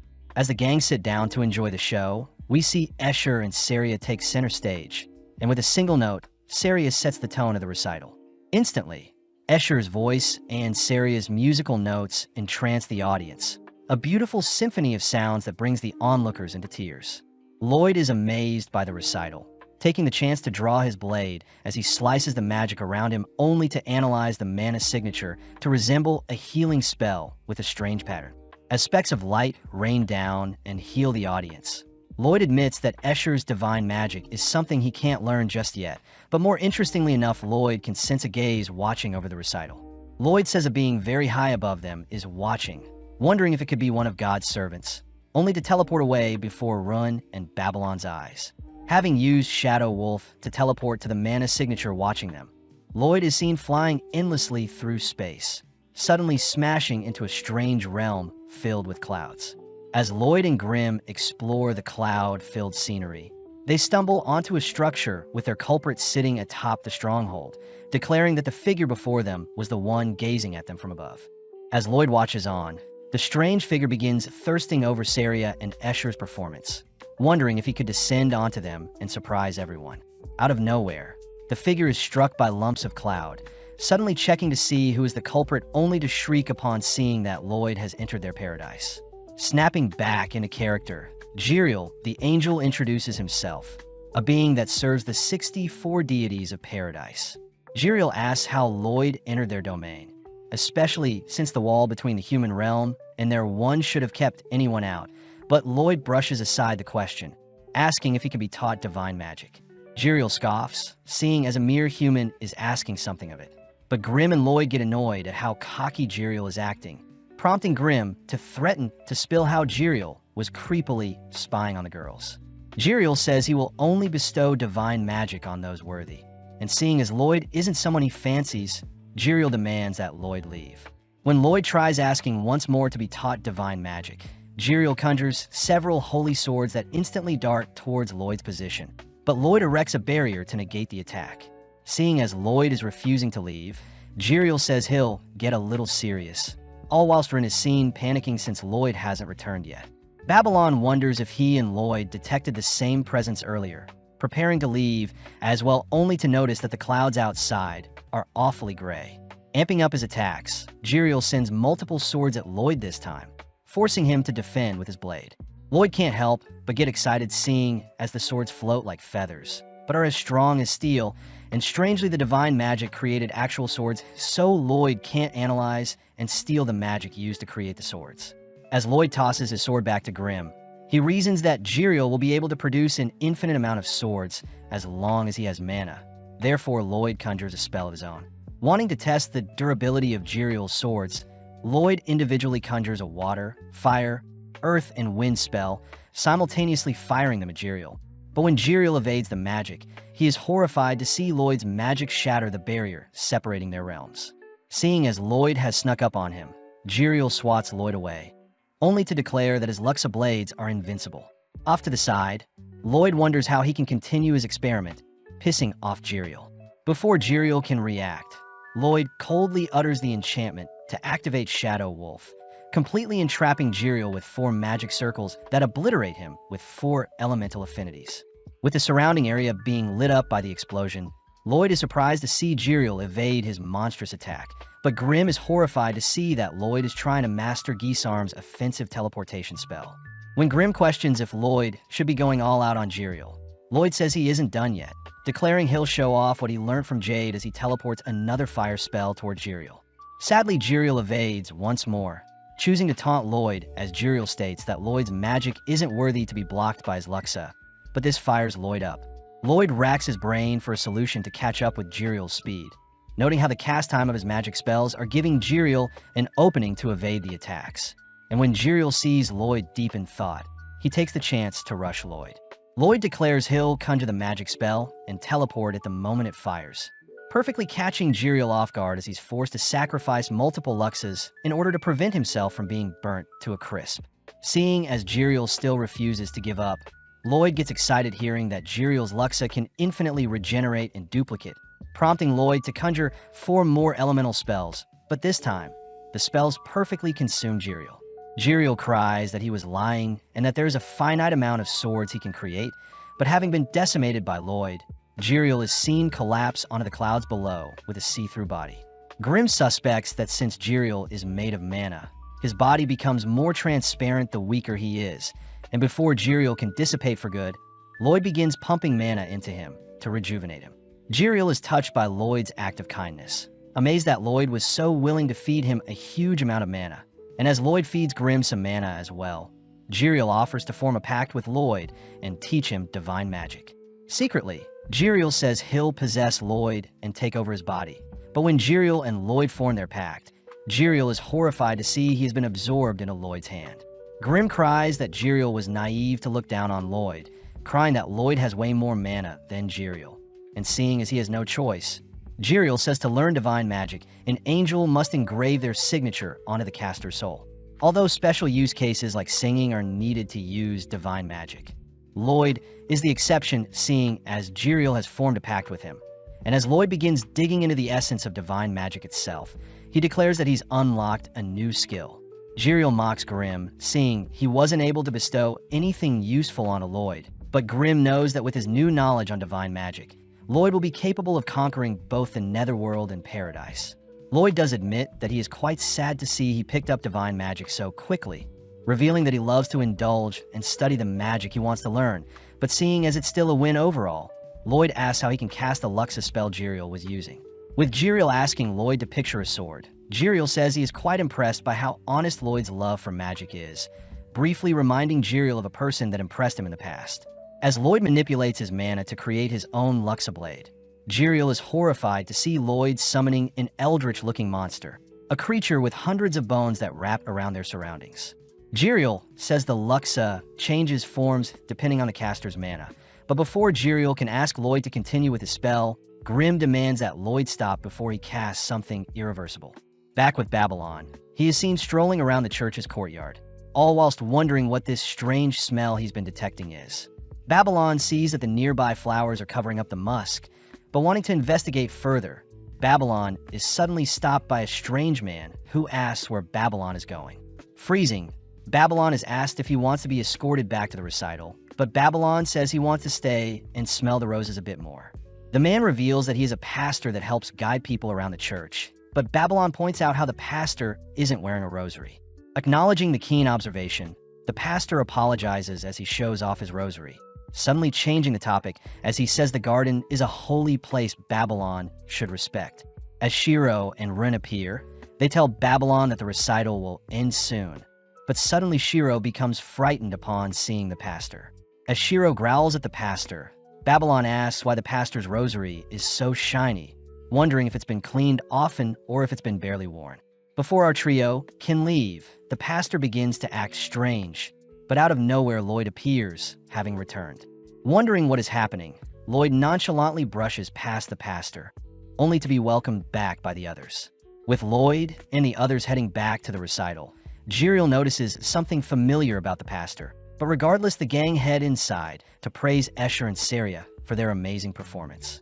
As Lloyd holds back Jiriel from thirsting over the girls, Babylon asks if there is anything special about the garden in the church. But Escher says the garden is where they bury pets that have lost their lives. Babylon reasons that the corpses must be the strange smell he was sensing, but he can't get the weird interaction with the pastor he had out of his mind, something Lloyd picks up on. With Lloyd declaring that he'll be leaving the church, we cut outside to see it pouring, all whilst the pastor curses at himself for losing his previous rosary and his new one almost blew his cover. Suddenly, a tile from the floor opens to reveal some disturbing-looking creatures, prompting the pastor to declare that he'll need to be more careful seeing as their momentous day is soon to come. Back at the Lourdes Castle, we see Jiriel teaching some of the assassin members how to manifest their own luxes with divine magic. But Jiriel is annoyed that Lloyd wants him to create a pathway to speed up how the assassin members conjure their luxes. Before Jiriel can mention the only other person he's blessed in the past with similar privileges, Lloyd asks Jiriel to morph into a smaller form, seeing as his human form stands out too much, and with Grim teasing Jiriel, Jiriel shows off his bird form to the gang. Sitting down, Lloyd hears that Escher's singing was a divine purification spell, magic that can heal and exorcise undeads, ethereals, and demons. Out of nowhere, the thugs Lloyd teleported appears as they reveal themselves to be workers for the Lourdes Kingdom, and before they can get into a fight with Lloyd, Lloyd blasts them with a light spell that tames them. As the thugs promise to behave moving forward, Jiriel is pissed that the men laid hands on Escher and Saria earlier, but at the same time we cut over to Babylon, who seems to be cooking for the people of the church. Babylon is revealed to have stayed behind to make up for Lloyd abruptly leaving the church, and seeing as he was taught divine magic as well, Lloyd had given Babylon specific instructions to help out at the church. At home, Lloyd is greeted by his gorgeous maids, something that makes Jiriel jealous as Lloyd's prince status is a life he wished he had. Upon seeing Lloyd's doll clone, Jiriel wonders if he can take over the body to do devious things, but Grim forbids Jiriel from touching Lloyd's clone. Lloyd says he wants to test out divine sorcery on undeads and ghouls, and before Lloyd can explain more, we see Silpha entering the room. When Lloyd asks if Silpha wants to go ghoul hunting with him, Silpha immediately clears her schedule, only to excitedly accept the invitation. Heading out with Run and Shiro, the gang cross the Great Dean Bridge, the sole connector between the east and west sections of the city. As the gang stroll through town, they hear that the Adventurers Guild have reported sightings of ghouls in town, and sadly the creatures can't be tracked down as their rotting flesh are similar to rotting food waste. Lloyd says his spectral detection can't be used seeing as it's quite crowded, but coincidentally, the gang bump into Escher and Saria, who are out on some shopping. When the girls invite Lloyd to have some pancakes with them, Lloyd jumps on the idea, all heading into the restaurant that specializes in pancakes. Grim is surprised to see Lloyd fixated on something that isn't magic, but Lloyd says that pancakes are quite magical as they are fluffy and delectable, especially when they're combined with honey syrup, a revelation that makes Lloyd's companions droll. With Saria and Lloyd both bonding over their love for pancakes, we see the gang tuck into the fluffy desserts, only for Escher to ask what the gang is doing in town. Escher is surprised to hear they're hunting for ghouls, especially since more people have had to take refuge in the church after being strangely attacked by some ghouls. Lloyd hears that most attacks have occurred on the Dean Bridge, the cemetery to the left of the church and the alley to the right of the church, and interestingly enough, the previous adventurers sent to deal with the ghouls have all gone missing, intriguing Lloyd more. Saria says she wishes for their recital to not be canceled as they'll need to put on a show to celebrate God's birth during the Great Advent Festival, where both the Pope and King will be attending. Seeing as Escher and Saria are working hard to put on the perfect show, the gang get pumped up to wipe out the ghouls to ensure their performance goes well, but Rin seems motivated more than ever. Rin says she is grateful to have experienced so many new things in her new life, declaring she'll protect the city no matter what, and seeing as their first location to search is the Dean Bridge, the gang head towards the sewers to kick off their search.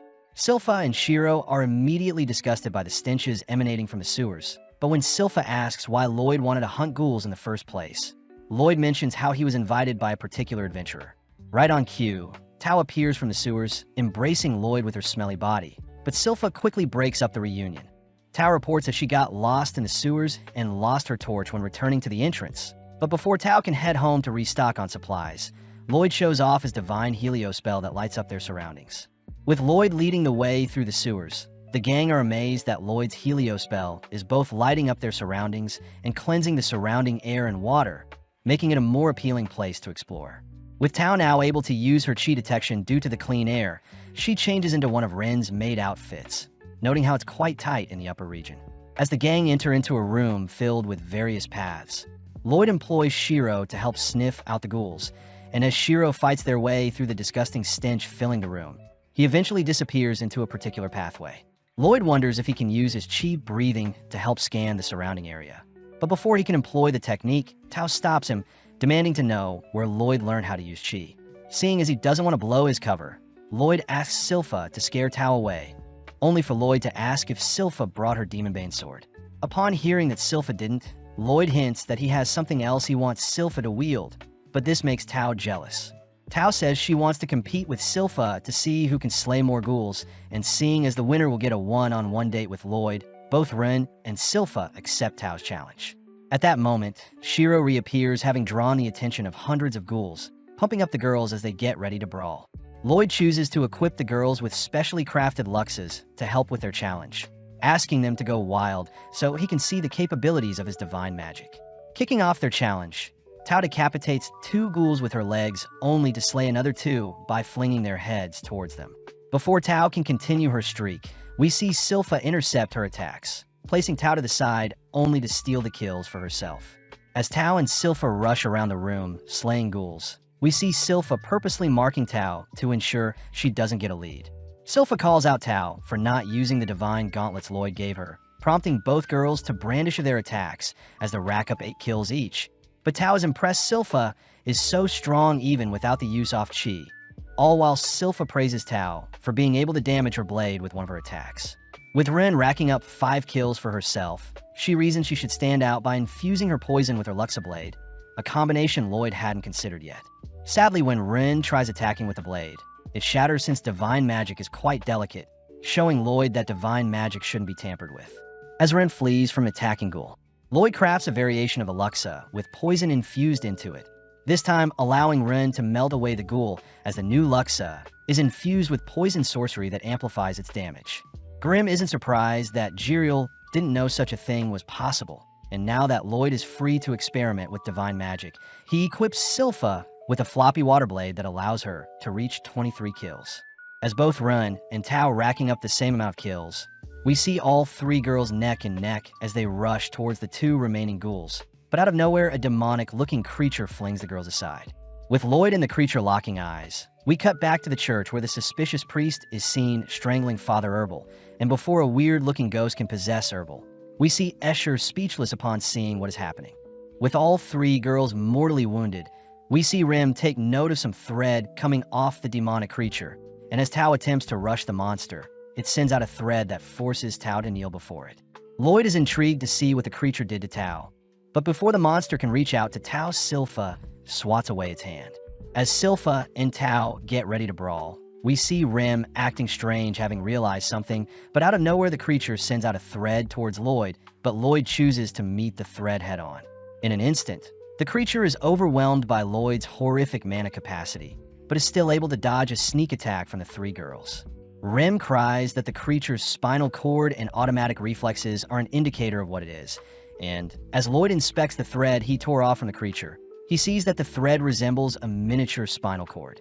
In the past, Jade had told Ram about the Neuron Blighted, a man that can create spinal threads that can interfere with people's movements via contact, and with threads wrapped around himself, the man can react faster than most beings.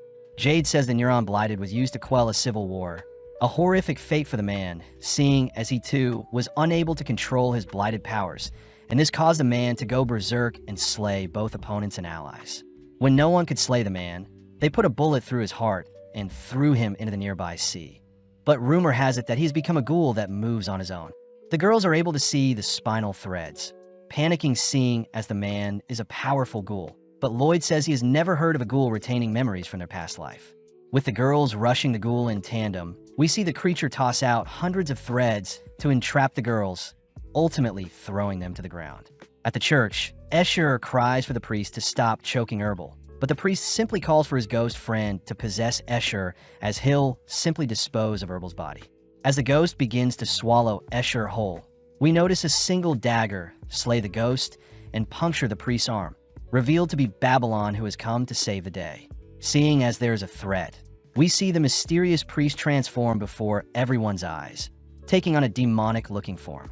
When the ghoul glances at Lloyd, it begins its march towards the boy, but the girls instantly rise up, declaring that they've figured out the monster's tricks. With the girls drawing the luxes, we see the creature shooting out its web of threads once more, but this time the girls manage to make their way through the threads. Before the girls can land lethal blows, the ghoul reflexively defends against all 3 attacks, only to blow Tao and Rem back. Seeing an opening, Silpha thrusts her blade towards the monster, but it manages to catch Silpha's blade, giving Rem the chance to mount the creature. Making use of her poison, Rem begins infecting the monster's brain with her neurotoxins, officially paralyzing the ghoul's spinal threads. Tao rushes in for a kick to the head, only to follow up with a flurry of punches, but she swiftly evades, having detected the ghoul hardening its thread in an attempt to cut her. As Tao leaps back, she sees the hardened thread dicing up the ghouls around her, and as the ghoul leaps into the air and buys time for Rem's paralysis to wear off, it fires off another cage of threads at Tao. Countering with a chi tornado, Tao is able to wrap all the threading around her Luxa gauntlet, only to fling the ghoul towards Silpha. Taking a stance, Silpha welcomes the challenge as she employs a dual blade slash that sends the creature flying. But before the girls can celebrate, Silpha says he was able to block the last second since his paralysis wore off. The girls wonder why Silpha is playing around with such a floppy sword, all still wondering how a blighted being is able to control their powers so well. But at the same time, we see the ghoul taking the chance to flee the scene. The creature utters that its master is at the church, cursing the girls for giving it such a hard time. But before the ghoul can head to the surface to have some fun, we see one of its legs suddenly be burnt off. With the girls hearing that Lloyd had to go and handle something, we see the ghoul frightened by what Lloyd did to its leg. Flashing back, we see that the ghost following the priest around was a tormented soul always bullied by others, and with nothing to live for, the man eventually became a wraith. The wraith knew he was only capable of possessing weak souls, and on one fateful day, the mysterious priest had gifted the wraith the reassembled body of Neuron Blighted, a being he deemed Civil War. Taking on the name, Civil War was grateful for the powerful body as he used it to slaughter the people who tormented him, and when he felt disgusted for doing so, the priest was the only one who welcomed Civil home and took him in. In the present, we see Lloyd's aura overflowing with power, something that freaks Civil out as he understands Lloyd is a being he can't compare to. As Lloyd employs his own Luxa blades, he conjures up a disgusting amount of mana that frightens Civil further. But refusing to allow Lloyd to mess with his master's plan, Civil manages to stitch his leg back on with his threads.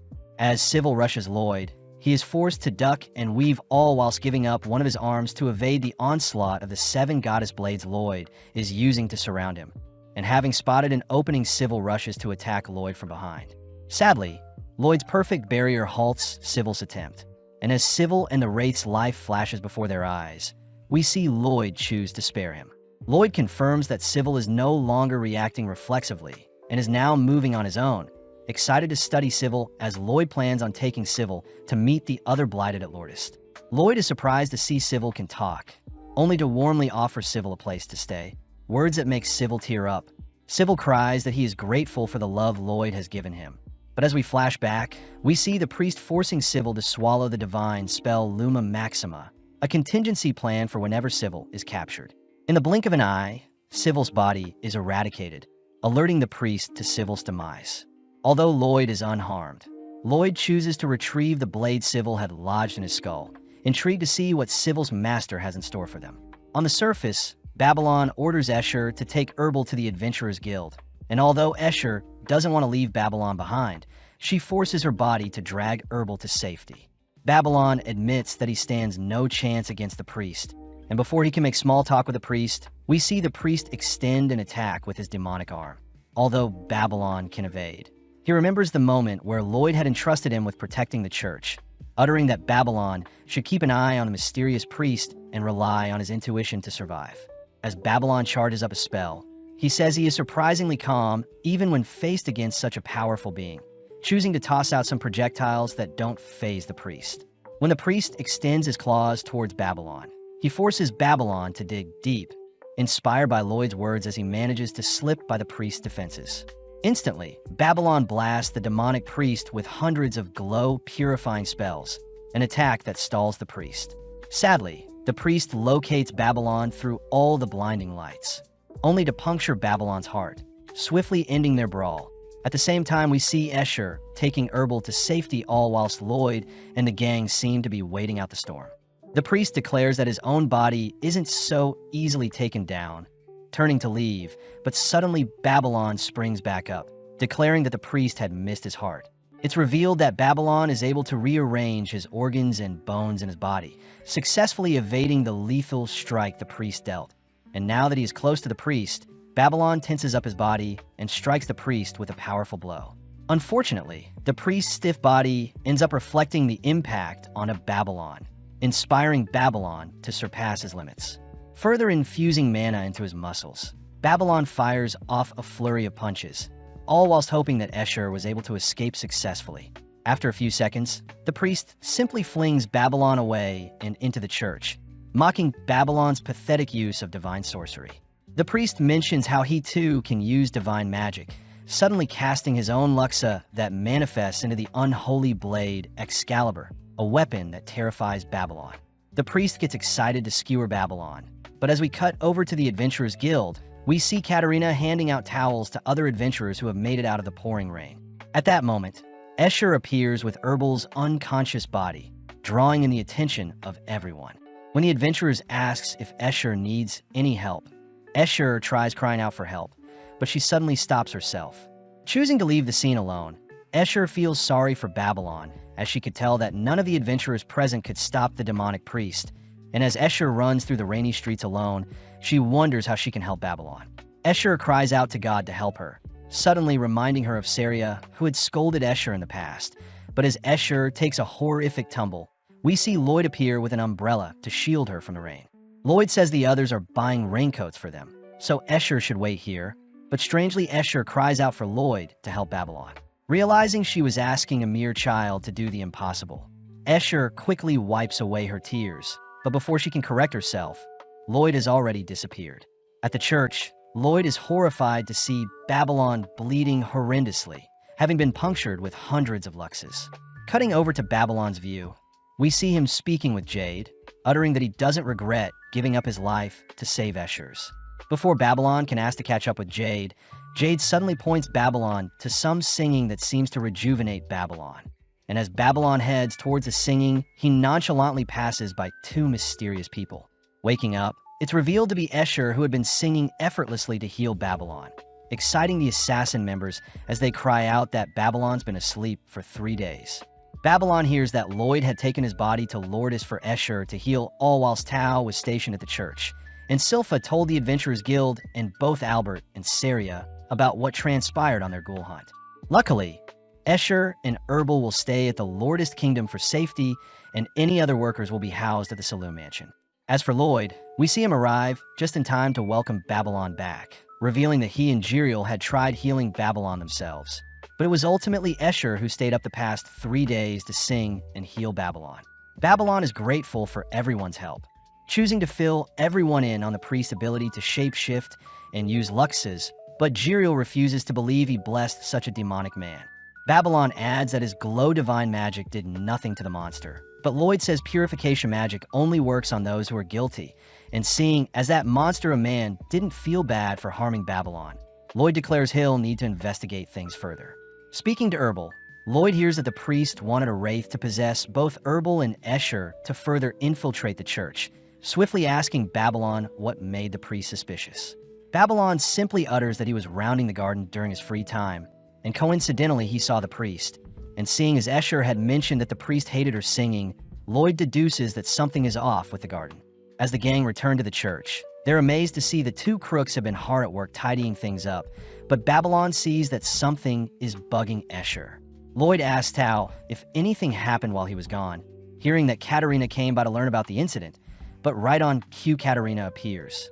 Katarina is clearly pissed off at what the priest had done, revealing that she had reported the attack to the church's headquarters. At the same time, we follow Pope Gaetan receiving news of the attack by the mysterious priest. And when the Pope and his followers hear that the man was using the Luxus spell, they refuse to believe such a monster could have been using divine magic. The followers even begin accusing Babylon of spreading false rumors. But Gaetan silences everyone, declaring that they'll request Katerina to submit some evidence if they want the church to act on anything. Katerina is clearly pissed that the Pope doesn't believe them, apologizing to the gang, as it seems the Adventurers Guild won't be of much help to them. But Lloyd declares they'll destroy the garden if it means they can gather some evidence. Herbal reminds everyone that such a sacred place shouldn't be tampered with, but Lloyd says he can't use Shiro, seeing as he's been acting weird lately. Taking charge, Crow uses his cursed speech to command the surrounding crows to help them look for any leads nearby, all while Shiro continues to play with a garden pillar nearby. At that moment, we see Saria arriving with Rem and Silpha, all relieved to see that Babylon is safe, but Saria is more annoyed that Escher skipped out on her recital, choosing to punish Escher with some slaps. Saria asks if Escher will be ready for their recital in 3 days, something that makes Escher flinch, but this makes Babylon speak up. Babylon says Escher may still be in danger, so it would be best to cancel the recital. But with a cold glare, Saria says she'll perform alone and that the recital must go on. As Saria leaves, we see Crow point to a location at the center of the garden that his crows are interested in, prompting Silpha to feel around only to trigger a pressure plate. With a hatch now opening up, we see a dense amount of musk fill the surrounding area, a smell that alerts Shiro. Grinning, Lloyd says the hatch is made of a material that prevents detection by magic and chi. And as Lloyd begins his descent into the basement below, we see Babylon wishing everyone the best. Out of nowhere, Escher cries that she wants to go as well, something the gang isn't opposed to, as we see that Escher needs to overcome whatever is plaguing her mind. Following Shiro, we see him still freaked out by the gang's discovery, but refusing to leave his master behind. Shiro rushes after everyone and into the smell pit. On the other side, we see the gang stumble onto a horrifying sight, all speechless upon seeing various massive green test tubes that seem to be preserving strange entities. Flashing back, we follow the moment when Babylon's lifeless body was taken back to Lordist, something that horrified the assassin members as they refused to believe another one of their family members had been slain. When Escher offered to sing to heal him, Talia had to hold herself back from slapping Escher, reminding Escher that a priest was the one that harmed Babylon. With everyone laying eyes on the disgusting monsters before them, the gang cry out that there are human experiments amongst them as well, plus Silpha points out how they can hear everything happening in the church directly above them. The gang fear that the priest will return soon, but Rem suddenly points out a familiar-looking ghoul similar to the one they fought in the sewers, making Silpha realize that the influx of ghouls in town wasn't a coincidence. Lloyd declares that synthesis combined with alchemy was used to create the horrific beings before them.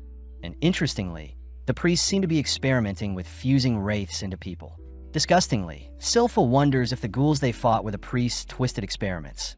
And worst of all, the priest's monstrous form would indicate that he is a chimera. The gang are all pissed at the priest for toying with the lives of hundreds of people. But off to the side, we see Lloyd fixated on the papers he has found, weirdly jumping in joy at the intel he is gathering. Lloyd secretly wishes to personally inspect the priest's chimera body, but suddenly Silpha and the gang cry that they'll destroy the laboratory, something that Lloyd doesn't want happening. Before Lloyd can talk the gang out of it, a strange serpent creature sneaks up on Lloyd, but Crow has already detected the being's presence, immediately canceling out the creature's projectiles with his cursed speech. Seeing the creature to be a Lamia, the gang wonder how they'll put it down, but Lloyd sternly orders Crow to capture and not slay the monster. With the Lamia charging up a wind breath, we see Rem and Crow rushing towards the eye of the storm, all whilst Galilea erects a web barrier to protect the others. The gang are surprised when the Lamia erects a barrier of her own to ward off Rem's advances. But luckily, Crow's cursed speech easily passes through the mana barrier, ultimately bringing the Lamia to her knees. Upon closer inspection, Lloyd confirms that the Lamia is actually a human, a revelation that makes everyone sick. Seeing as the Lamia is writhing in pain, Crow prepares to put the being out of her misery, but suddenly Escher asks to speak with the poor soul. When Galilea tries pulling Escher away, Lloyd stops Galilea, only for the Lamia to tail whip Escher, a reaction Escher knew was coming seeing how frightened the Lamia is. Escher can only feel sympathy for the girl who had been tortured and forced to fear the priest, but out of nowhere the gang suddenly hear the tunes of a piano being played above them. a phenomena that naturally prompts Escher to sing along. Apparently, when Escher had asked to sing to Babylon, she had made it her mission to revive him with her singing, and it was thanks to her singing for 12 hours straight that ultimately softened the severity of Babylon's lethal wounds. In the present, both Escher's singing and Saria's melody both interweave to cleanse the Lamia from her curse. And interestingly, the girl seems to recognize Escher's singing and Saria's melodies, as it was ultimately their music that gave her the strength to hold onto her humanity. Having come to her senses, the Lamia apologizes for attacking Escher, but Escher can only embrace the poor girl, feeling bad for the horrible experiments performed on her. In the aftermath, we see Albert informed of the secret laboratory beneath the church, but off to the side, we see the Lamia girl given the name Lami, all whilst apologizing, seeing as she doesn't remember who she is. Lloyd reasons that Lami may have been an adventurer in the past, reassuring the girl that she can live in Lordest, where she'll be welcomed with open arms. And interestingly, Lami says she found an old-looking Rosalie left behind by the mysterious priest. As Lloyd inspects the item, he hears that the priest hates all gods, but Lloyd takes the chance to show off the notes he snatched up before the laboratory was completely destroyed. Although Escher is opposed to Lami seeing the papers in fear of her, reliving her traumas, Lloyd corrects her, seeing as the mana signature used to fuse Lami and her serpent body is far too complex for Lloyd to decipher, and it seems their best bet would be for Lami herself to study up and investigate how her monstrous body was created in the first place. Feeling a sense of warmth coming from Lloyd, Lami cries she'll overcome her trauma, something that makes Escher run off.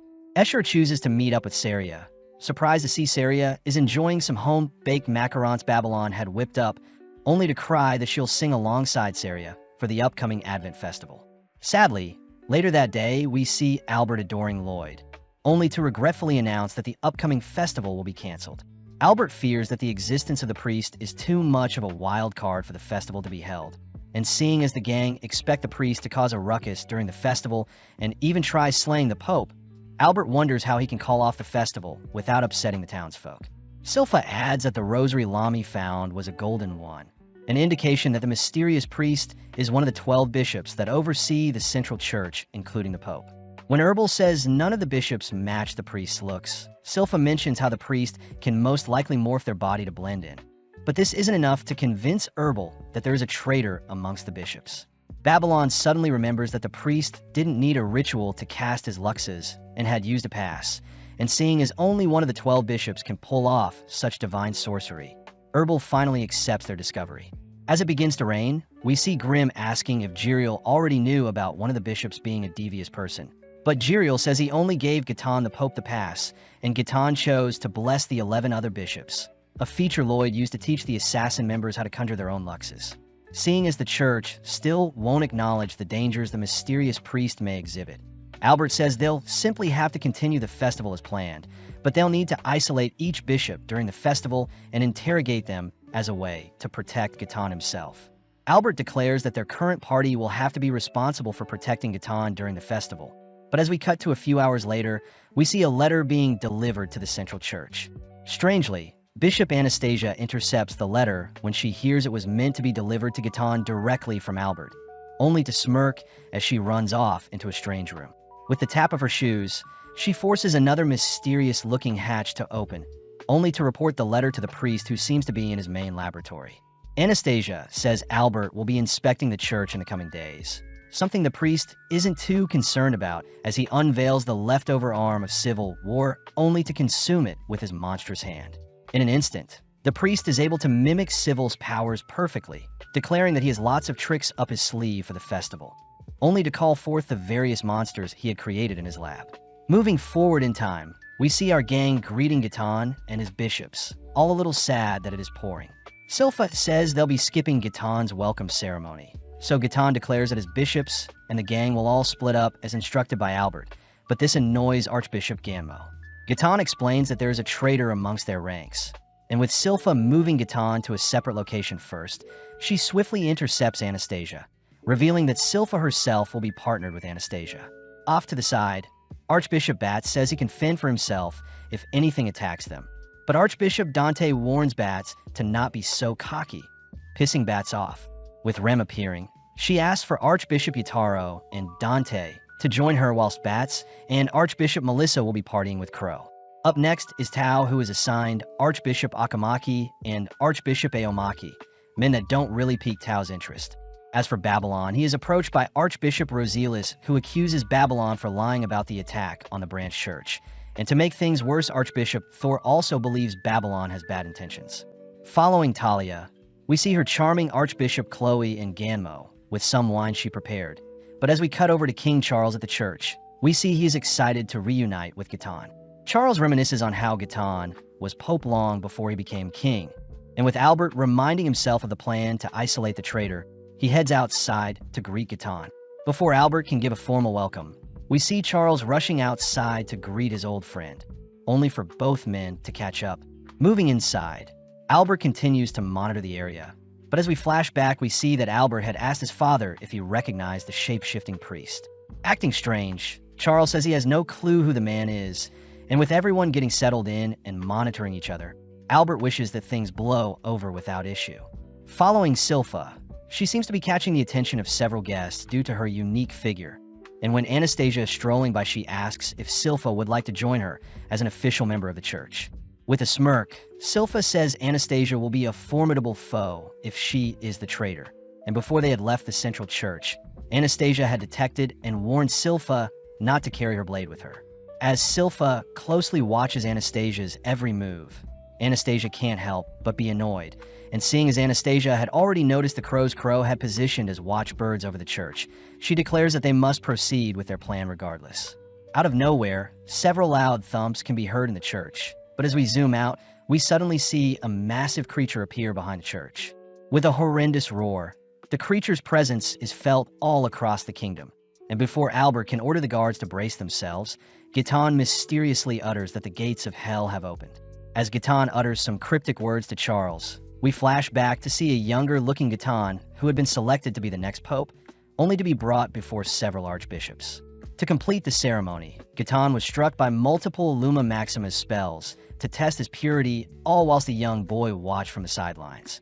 And when he had passed the test with flying colors, he was given the title of pope for being pure. Interestingly, Gatan was concealing a dark secret in his heart, a poison that no divine magic could ever detect nor remove, and after many years, Gatan, the mysterious pope, had managed to keep his identity a secret from everyone. Manically, Gatan utters that he had planned to unleash his chimera horde, but Albert destroying his branch laboratory slowed things down. Sadly, Gatan had chosen to rip random holes across town, where his chimeras can run amok. Albert is completely speechless, as the person they are meant to keep safe is actually the traitor. And as Gatan mysteriously floats onto the nearby ledge, he declares that he'll have to snuff out Albert and Charles to ensure there are no witnesses. Raising up an arm, Gatan disgustingly has eyes and a mouth sprouting from it, but out of nowhere, Jiriel appears. Gatan is surprised to see Jiriel, only to question if God even exists, as they still haven't shown themselves to stop all of his evil doings. Albert wonders if he can buy time for Charles to escape, but sadly Gatan conjures two demonic-looking arms to restrain Albert and Charles, only to show off two additional sharpened arms. Charles utters that he knew Gatan was the suspect the moment he saw the picture Albert gave him, asking if Gatan's deceased child had driven him to madness, but Gatan refuses to answer. As Gatan's grip begins to tighten, we see Charles asking for Jiriel to save Albert, but Albert cries that Charles needs to live on. With Jiriel unable to move, we see Gatan preparing to slaughter Charles and Albert, but with the snap of his finger, Lloyd teleports everyone in the vicinity to safety. Completely baffled, Gatan turns to see Lloyd coldly entering the scene, only to get excited as he realizes that Lloyd may be someone worth taking on. Gatan remembers brushing past Lloyd in the past, curious as to how a mere child could enter heaven when he himself couldn't, admitting that he wants to wipe out a nation and cause an atrocity to force God to appear before him. With Lloyd and Gatan standing before each other, Gatan declares that he'll make Lloyd one of his sacrifices to complete his grand scheme, all whilst Albert and Charles, along with all the others Lloyd had teleported away, are seen in the Saloon Castle. Diane rushes to ask what happened, prompting Albert and Charles to declare that they'll be taking on the monsters that have appeared in the kingdom. But as we cut back to Gatan, he is confused to see Lloyd's mana manipulation. Gatan says he can sense Lloyd is expending a huge amount of mana to conceal his presence. And with Grimm reporting that Escher and Saria are safe, Lloyd orders Jiriel and Grimm to help take out the chimeras on the street. When Jiriel asks to help, Lloyd sternly says Jiriel is too weak, and in the past Grimm had asked why Lloyd doesn't just locate Gatan with his magic. Lloyd had revealed that Gatan is also concealing his presence, making him on par with a demon lord, and with Lloyd promising to not be reckless, we see Grimm and Jiriel leave the scene. Attempting to stop Jiriel, Gatan conjures his unholy Excaliburs, but having taken his eyes off Lloyd, Lloyd masterfully blasts Gatan with a fire spell. With Gatan able to block the spell, Lloyd simply compresses the magic to make it more deadly, forcing Gatan to block the spell with several barriers only to deflect the beam entirely. Teleporting and smacking Gatan in the face with some chi-infused kicks, Lloyd continues his onslaught by conjuring his 7 godly luxes that puncture and blow Gatan through the church's ceiling, a spectacle that horrifies Grimm and Jiriel. Seeing the surrounding scenery, Lloyd sternly declares that Gatan had crossed a line, but Gatan simply smirks as his unholy Excalibur begins to morph. As fires and unrest spread across town, we see various townsfolk fleeing for cover, and when the first civilian is almost squashed by the projectile of a monster, we see Galilea and his party appear to save the man. Buying time for the civilians, we see Talia along with Chloe and Gammo prepare to brawl with the horde of creatures, prompting Galilea to conjure his Luxa. Flashing back, Lloyd had apparently asked to be part of Saria's upcoming recital, but Albert had asked why Lloyd had asked. Lloyd makes up that he can't fight, so it would be best to stay near Albert himself, an idea Albert isn't opposed to. But with most of the gang leaving, we see Lloyd deduce that the Pope must be the mastermind behind everything. When the assassin members ask why, Lloyd says only the Pope would have the influence and money to construct such massive laboratories. Back in the present, Gatan demands to know who Lloyd truly is, all whilst wiggling on the blades that Lloyd had pierced him with. When Lloyd doesn't answer, Gatan simply calls for 2 of his blades, instantly cutting himself free. Seeing as they need to help clear out the chimeras, Grimm and Jiriel continue to fly off, but Jiriel fears that Lloyd may need help. Grimm says Lloyd is in a bad mood, especially since Gatan had done some foul things to his friends. So with Lloyd's companions giving him some space, we see Lloyd caught off guard when Gatan announces Lloyd to be the god he'll sacrifice. With Gatan conjuring several more Luxes to face Lloyd, Lloyd decides to get serious, all whilst Crows report to the other assassin members that the Pope is indeed the mastermind. Rem declares that she still needs to be wary of the other archbishops, wondering if the stitches on Dante's face is an indicator of him being a chimera, but when a monster sneaks up on Rem, a sudden burst of divine energy incinerates the creature. Revealed to be Yataru looking after her, Rem gets freaked out and socks him in the face when Yataru gets too close, all whilst Dante's observer duo. As for Silpha, we see her suddenly dodge a lethal slash from Anastasia, an attack Anastasia had hoped would have put Silpha down, seeing as her cover is blown. Anastasia says she'll be resigning as a bishop and taking on the title of Luna Priestess. But as we cut back to Galilea and his squad, they're caught off guard when a peculiar-looking chimera attacks with some magic. Announcing itself to be Grimoire, the Forbidden Tome, an A-rank chimera that Gammo declares must be the legendary demon that was sealed in the Saloon Kingdom in the past. But funnily Chloe and Galilea know the chimera before them is a fraud. With Grimoire growling at the gang, we switch to Crow and Bats, drawing the attention of a horde of chimeras, all whilst Melissa is seen manning the church they were stationed at. Bats has full faith that Melissa can protect the church alone, but Crow is confused as to why his crows are acting strange, so he chooses to ascend some buildings to scope out the surrounding area. With Bats following after Crow, they're both speechless when they lay eyes on the Nether Beast Black Dragon, a double S-rank chimera that has appeared in the center of the kingdom. With its aura alone, the dragon begins burning up the surrounding area, and before Bats can ask Crow what they should do, Crow has already begun making his way towards the dragon. Although Bats is scared, he declares that he should use this moment to prove how strong he has become, swiftly equipping his Luxa, only to catch up with Crow. Following Tao, we see her world flipped upside down when she is caught and flung into the ground by a chimera, a being known as Chakra, the Falling Flower's Fist, an A-rank chimera. Aomaki and Akamaki are in disbelief as they had witnessed Tao and Chakra charge each other. And although Tao had parried Chakra's 6 arms, Tao still ended up losing the exchange. When Chakra locks onto the twins, she wishes for the boys to put up a better fight than Tao. But out of nowhere, Tao freakishly arises once more. Chakra is in disbelief as she had sworn Tao was dead. But out of nowhere, One of Chakra's hands is revealed to have been torn off by Tao when they were grappling.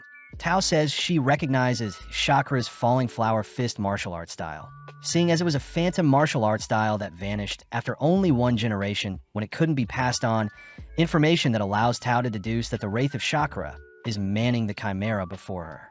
Flustered, Chakra cries that her Rakikan techniques are flawless now, that her new body has additional body parts that surpass human limits. But Tao asks why Chakra wanted to be strong. Tao herself admits that she had trained hard to become popular, and before Chakra can voice her disbelief, Tao lets down her hair only to exude a powerful aura. Instantly, Chakra smirks, seeing as she has found a worthy opponent, only to take a battle stance. With Tao matching Chakra's bloodlust, Chakra sees Tao's warrior symbol only to remember a time when her master had told her to train continuously until she mastered her techniques. But Chakra was too impatient, so she chose to become a chimera to surpass her master's expectations. As Tao begins to focus, she begins gathering the chi around her, slowly infusing and condensing that chi to empower her body. When Chakra readies herself to take on Tao head-on, Chakra notices the air around them begin to quake, all whilst the ground beneath Tao begins to shatter. In the blink of an eye, Tao appears before Chakra with an unstoppable kick. Unable to move, Chakra can only remember back to the moment when she had begged others to learn her martial arts fighting style. But sadly, no one would listen to Chakra since she is inferior to Hayakaken. Pissed, Chakra had tried to jump off a cliff to spite her peers, and when she became a wraith, it was Gatan that reached out a helping hand. With Tao's kick being so strong, we notice Chakra's eyes popping out from their sockets, and when Tao follows up with a punch, we see Chakra being blown apart by the sheer impact. Chakra yearns for a fighting style to live on, but with her chimera body unable to move, we see the twins baffled, seeing how amazing Tao was to have negated Chakra's advances all whilst managing to slay the enemy before her. Strangely, Chakra is still alive, and before the twins can blast her with divine magic, Tao is seen commending Chakra for an amazing fight, words that finally allow Chakra to pass on without any regrets. Back with Galilea, we see him realize that Talia can't use her powers on the chimeras, seeing as they're basically puppets. Plus, Grimoire continues to regenerate any wounds, all whilst blasting the gang with spells. Galilea chooses to order Chloe and Ganmo to head back to their church they were manning, only for Chloe and Galilea to prepare to slay Grimoire. Before our duo can do anything, a strange kid appears, blowing off Grimoire's head with a kick, following up with a disgusting spell that shreds the remainder of Grimoire's body, leaving behind a lone wraith. The kid orders our duo to deal with Grimoire, only to zip away, leaving the wraith to admit that it was a fan of Grimoire. Talia simply slays the wraith with a divine spell, only to wonder where she recognizes the kid from. As sparks light up the sky, we follow Lloyd and Gatan clashing swords, both soaring higher and higher only to breach into the clouds above. Gatan is ecstatic that Lloyd's powers is greater than he had expected, and with Lloyd ordering Gatan to let loose, Gatan suddenly unveils his demonic body along with an army of swords. On the ground, Roselius is seen cleaving away at a pig monster with her scythe, but seeing as its skin is too thick, Babylon and Thor are forced to help carve off its head. The trio are annoyed that the pig has been regenerating and getting tougher the longer they draw out the fight, and it seems the gang can't figure out why the pig is immortal. With the pig announcing itself as Mega Meat and Triple S-Rank Chimera, Babylon wonders if the Pope was the one who created Mega. Locking on a Babylon, Mega throws out a devastating punch that sends Babylon flying through multiple houses, leading Mega to march towards Babylon to snuff him out. When Thor and Roselius try stopping the pig, Babylon asks why Mega hates humans so much, and surprisingly, this halts Mega's advances as he begins to open up to the gang. Mega says he was created by an alchemist that adored Mega as its Ouroboros number 6. And disturbingly, the alchemist had used Mega's immortality to harvest pork, so that way they could feed every starving person in the world. Mega was flattered that he could help so many people, but sadly Mega's flesh was not edible, leading Mega to set fire to his home and flee the area. Mega had tried feeding his meat to random people, but they all were disgusted and began to fear him. News that made Mega despair, as his sole reason was to feed people. It was then when Gatan and his army of chimeras approached and recruited Mega, and when Gatan devoured Mega's flesh, he immediately knew Mega's regeneration could be used as a weapon. Gatan had ordered Mega to seek revenge on the humans that would despise eating him, an order that made sense to Mega, but before Mega can resume his rampage, Babylon offers up his own story. Babylon reveals that he and his assassin members would frequently forage and seek out any food they had when they were broke, a pity since Mega would have been a perfect match for them, something that intrigues Mega. Babylon declares that he'll devote his life to make Mega edible, an offer that leads the gang to a nearby kitchen. But Thor and Roselius fear that Mega's meat looks too horrid to be eaten. Glaring at Babylon, Mega watches as Babylon tries beating his hardened flesh, grinning as it seems Babylon has met his match. Luckily, Babylon begins to stroke the flesh, surprising everyone when the flesh magically softens up, allowing Babylon to begin dipping it in a flour mixture to deep fry. Mega utters that the stench from his flesh once forced a restaurant to shut down, but interestingly, Babylon doesn't seem the least bit concerned as he delicately serves up a golden fried pork dish. Mega agrees to hold back his slaughter if Roselius and Thor are able to eat the meal without throwing up, words that put pressure on our duo as they slowly devour the pork before them.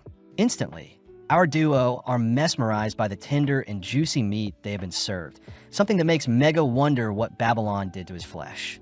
Babylon simply utters that he had purified the meat with his glow skill, a feat that turned the vile meat into an ordinary pork chop. But Babylon does mention how he knows Mega didn't want to be a bad person, as he only wanted to help feed people. Mega is touched by Babylon's words, all watching as several townsfolk flood the room in hopes of trying Babylon's cooking, and upon seeing everyone satisfied with the pork they were served, Mega can't help but cry. At the same time, Roselius declares she'll use Mega to convert as many people as she can, but sadly Mega offers up his life to Babylon as he wants Babylon to cleanse him of the anger he has built up over the years. Seeing as Mega has decided his fate, Babylon hits Mega with a divine spell that begins ripping away the toxic chemicals within Mega, only leaving behind his tiny pig form. Mega says he wants his final serving to belong to Babylon, but before Mega can leap into a nearby flame, Babylon grabs a hold of him, officially recruiting Mega into his party. Switching to Silpha, we see her forced to wield a nearby candelabra to fend off Anastasia's relentless dual-wielding assault. But Silpha is able to force Anastasia back by launching some candles towards Anastasia, following up by rushing towards her. Anastasia is amazed that Silpha can defend against her Luxas, sparking up a conversation between the girls as Silpha hears that Anastasia's master is amazing. But Anastasia wonders why an A-rank adventurer like Silpha is working as a maid.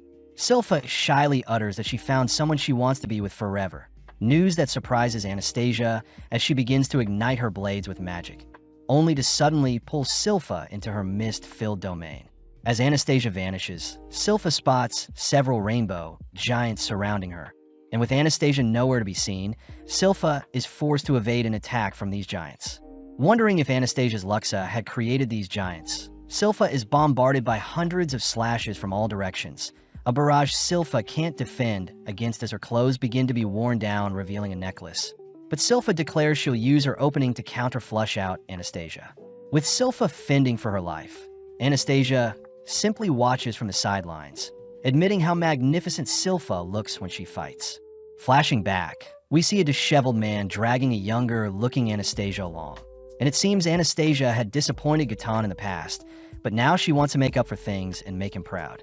Seeing Silpha being overwhelmed, Anastasia leaps in for the killing blow, but Silpha uses the opening to unveil her own Luxa, instantly blowing Anastasia into the air. Following up, Silpha ragdolls and kicks Anastasia around, only to pound her into the ground. Getting serious, Silpha takes a stance and hones in on her target, freaking Anastasia out as she unleashes multiple blades to stop Silpha. Sadly, Silpha has already calmed her mind, instantly cutting down Anastasia only for the mist domain around them to begin to vanish, all whilst Silpha seems to be exhausted. Anastasia wonders why she didn't slay her and why she was hiding her divine sorcery all this time. But Silpha utters that Lloyd had gifted her the ability to call forth her Luxa. In the past, Lloyd had given Silpha a glass ball with a mana signature to help Silpha conjure a Luxa, especially since Silpha isn't as skilled with magic as others. Silpha was flattered by Lloyd's gift, uttering that she is willing to wait however long until Lloyd reciprocates her feelings. But when Silpha tries getting up, she realizes that the minuscule amount of mana she had used to conjure her Luxa has fatigued her. Anastasia says she could never hate Gatan, wondering if there is someone out there that can satisfy and give Gatan the defeat he seeks, leading Anastasia to cry as she only wishes for Gatan to be happy. As Silpha prepares to leave, She says she won't judge Anastasia nor Gatan, but at the same time we see Shiro escorting Escher and Saria to a particular location. Ascending some stairs, we see the girls arriving on top of a balcony that overlooks the city, and with Saria and Escher preparing themselves to perform, we cut over to see Crow incapacitated on the floor. Before the black dragon can devour Crow, Bats runs in front of Crow, crying out for Crow to not push his voice any further. But when Crow sees that the dragon is about to stomp on a lost kid, Crow squeezes his throat and howls for the dragon to stop, allowing Bats to rescue the kid. Whilst Crow mindlessly awaits his demise, we cut over to Rim, who asks Dante to help, but she wonders if Dante is an enemy, seeing as he isn't doing much. As for Yataru, he seems to still be afflicted by Rim's poison, and as Rim drags Yataru elsewhere, Dante asks if Rim knows who the mastermind behind everything is. Hesitant, Rim wonders if she should show her hand, but needing more allies on her side, Rim begins to tell Dante everything she knows. Switching to Lloyd, he is seen blocking one of Dante's luxes, but strangely the blade begins purifying his shield, an attack that forces Lloyd to begin flying around, seeing as a shield is no longer useful. Lloyd is impressed that Gatan is redefining what is evil and good as a means to use his divine magic. And to confirm his theory, Lloyd fires off a fireball, but Gatan's Luxa morphs and instantly purifies the projectile, having deemed it evil. Lloyd notes the symbols on Gatan's blades to represent each of Lloyd's previous spells, but Lloyd points out how it takes a few seconds for Gatan to adapt and negate his spells. Plus, it seems each negation is specific to the spell being used. Interestingly, it seems Gatan can only negate 3 different spells at once, a feat out of this world, as Gatan is overriding the divine magic bestowed onto him by God. Back with Bats, he is seen buying time for the kid to flee the area, only to rush to Crow's side where he tackles Crow away from getting stomped on. Bats cries that Crow pushed his voice to the limit to ensure everyone was safe, and even when he coughed up blood, Crow gladly surpassed his limits to rescue everyone. Horrifically, Bats notices the dragon before them gleefully laughing, prompting Bats to ready his Luxa as he declares he'll slay the despicable creature. Sadly, a single punch sends Bats flying into a nearby building, and with Bats powerless to do anything, he gets shocked seeing the dragon target the unconscious Crow. Bats cries out for the dragon to attack him, but with a smirk the dragon simply continues to pursue Crow.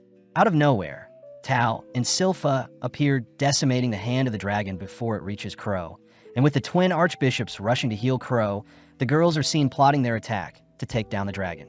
At that moment, the dragon begins charging up a powerful breath attack, forcing both Tao and Silpha to employ their ultimate moves, barely managing to redirect the dragon's breath away from the others. With Tao sustaining some damage from the attack, we see Bats realizing something, but sadly, it seems the bishops are now no longer able to heal Crow further.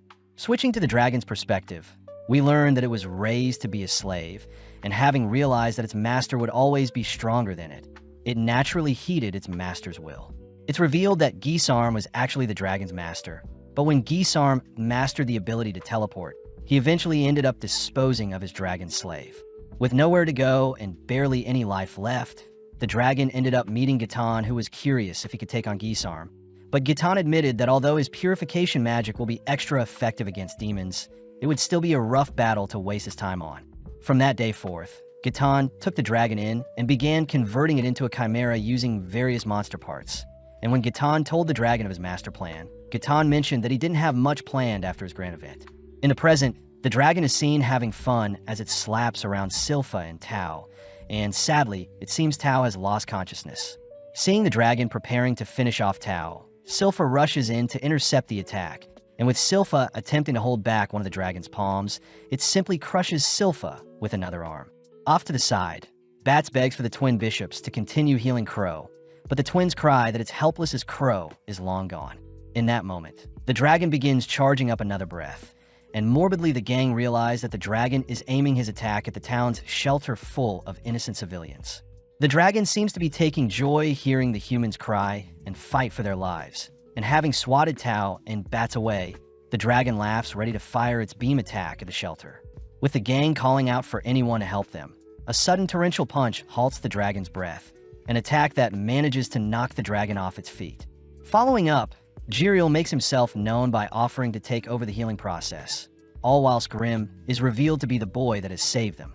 Pissed, Grim exudes a monstrous aura, demanding to know why the dragon has been acting so cocky. But fearing that the others may recognize him, Grim utters that he is an adventurer that goes by the name of Grimtaro. Grim does feel embarrassed seeing as he had to take on a human disguise so as to not scare everyone. But seeing and opening the dragon throws a punch towards Grim. Sadly, Grim's body is too sturdy for such a pathetic attack. With Jiriel promising to not let anyone pass away, Grim confirms that there are no other civilians in the surrounding area, allowing Grim to let loose as he rails the dragon before them. With the dragon spinning around, Grim follows up with a kick that shreds the dragon's body, and as Grim rams the dragon in the ground, he mentions how he heard the dragon's disgusting laugh earlier. Grim says he knows the dragon was most likely taken out from the underworld and made into a slave by a greater demon, and seeing as the dragon is shaking and quivering in fear, Grim gets pissed as he allows the dragon to leave. In the blink of an eye, the dragon leaps into the air only to begin charging up its beam breath. And seeing as this was the response Grim was looking for, he meets the dragon's conviction by opening up his second mouth. Immediately, Grim begins conjuring two simultaneous spells that begin to interweave, and with the dragon's breath being aimed directly at Grim, Grim counters with his own dual spell. In mere moments, Grim's potent spell decimates the beam and incinerates the dragon's body. And as the dragon's life flashes before its eyes, it remembers the moment when Gatan had offered everyone a Luma Maximus sphere to help take their own lives in case of emergencies to purify their souls before they pass. The gang were grateful for the escape plan, but when Gatan was asked why he would help them, Gatan simply mentioned that his decisions were all selfish ones. With his remaining life, the dragon suspects that Gatan was a nice guy after all, opting to not detonate his sphere as he wishes to thank Gatan in hell. As for Grim, he chooses to absorb the dragon's remaining life force, officially replenishing a portion of his power, but he is nowhere near Geesarm's nor Lloyd's level yet. As Jiriel joins him in the skies, he confirms that Crow will be okay, and seeing as everything on the ground has been dealt with, Grim and Jiriel declare they'll join up with Lloyd to witness the final showdown. Up in the sky, Gatan is able to detect that his commanders have been taken out, and although he is a little worried, he suddenly unveils mysterious orbs he has deemed his 10 commandments. From the skies, Gatan sends the orbs crashing onto the ground below, and from the mysterious eggs, morbid-looking chimeras with the strength of an S rank begin to rear their head. Before Lloyd can counter the eggs with his Shadow Wolf skill, Gatan begins barraging Lloyd with swipes from his claws and swords, having deduced that Lloyd needs to focus before he can use any teleportation magic. With Lloyd forced to refocus on Gatan, we switch to Galilea, who has been mortally wounded by one of the 10 commandments, and sadly, it begins to unravel the webbing Galilea had strung up to stop other smaller chimeras from flooding the city. At the same time, we see Katarina trying to calm down the citizens in the church she is in, but when one of the commandments sneaks up on Katarina, we see the two thugs forced to give up their bodies to stall for the others to flee. Panicked, the townsfolk begin to doubt how Almighty God truly is, something Gatan resonates with as he continues to hunt down Lloyd with his Luxes. With every move Lloyd makes, Gatan has his Holy Excalibur's morph and negate his spells, something Lloyd declares is quite annoying. As Lloyd continues to evade the onslaught, we see on the ground floor everyone beginning to despair, especially since they have to continuously fight off waves of monsters. Morbidly, Anastasia seems to be cornered as well, so the only option she has left is to take her life, a precaution Gatan admits wasn't his intention as he simply wanted to overthrow and rewrite the nation as a whole. With Gatan announcing his victory over the kingdom, a sudden musical note resonates across the town, and as Saria and Escher finally take center stage, their performance begins cutting through the dense miasma that has begun to cloud the townsfolk's minds. With every second ticking by, Escher's voice and Saria's melody cleanses the doubts and worries everyone has, and strangely the sheer beauty of the music halts the Chimera's rampage for a brief second. This of course includes Gatan, as well as he is reminded of something. In that moment, Lloyd makes his move and instantly casts his shadow skill along with a slash attack, and before Gatan realizes all of his commandments have been slain, leading Lloyd to display their heads as trophies. Following Rem, she begins freaking out when Dante says he needs to head somewhere, but before Dante can head anywhere, the nearby Chimera springs towards Dante. Without blinking, Dante's Luxa suddenly shreds the creature before him, surprising Rem as she hears that Dante personally knows who is behind everything. Dante says he'll be heading to where the source of the music is coming from, and when Rem tries tagging along, Dante says it's better if she stays, heading off only to praise Rem for the good work today. Strangely, Rem feels Jade's kindness exuding from Dante, but Dante seems fixated on stopping Gaetan at all cost. Cutting back to Gaetan, he mentions how he used to love his life, having spent all his time singing alongside his wife and kid. Funnily, Gaetan wasn't too good at singing, but the people around him still cheered him on and encouraged him however they could. One day, Jiriel had come down and given Gaetan the ability to use divine sorcery, a blessing that allowed Gaetan to help beat up crooks that were plaguing the town. With good progress made towards purifying the evil in the town, Gaetan eventually met Dante, a close friend he considered a brother. Around the same time, Charles and Gaetan both agreed to become pope and king to help better reshape the poverty in their kingdom. On one fateful day, Gaetan had run into a malnourished looking Anastasia outside his home. But when he had invited Anastasia inside for a meal, he had horrifically discovered the bloodied corpses of his wife and child. Besides them was Anastasia's father, who had murdered them and begun gorging himself on any food he could get a hold of, and all Gaetan can think about was why God didn't protect his family. A spiraling thought that caused Gaetan to begin casting a divine spell to snuff out the man. Whilst Gaetan was lost in thought, the man continued to stuff himself, and tragically the man passed away of hunger even before Gaetan could enact his revenge. An ironic ending, as Gaetan had lived his life to be an honorable man, but his family ended up losing their lives unfairly. In the aftermath, Gaetan had reassured everyone that his family's passing is part of God's will, a trait that ultimately garnered Gaetan the title of Pope, but deep down he despised God for giving him such a sad life. In the present, Lloyd seems to be checked out, simply asking Gaetan to fight him as he is bored. Gaetan reminds Lloyd that he is basically a god, and it's Lloyd's fault that Gaetan ended up this way, but Lloyd simply smacks Gaetan with his Luxa, having heard enough. Back on the ground, we follow Babylon and his party running towards the source of the music, but Babylon worries for Escher as there seems to be static in the music being emitted. All across town, everyone's morale has been boosted thanks to the girls' performance. And with everyone staying strong, we see Lloyd taking in the sweet melody, filling his ear. Facing Gaetan, Lloyd says he has a surprise for Gaetan, instantly severing one of Gaetan's arms.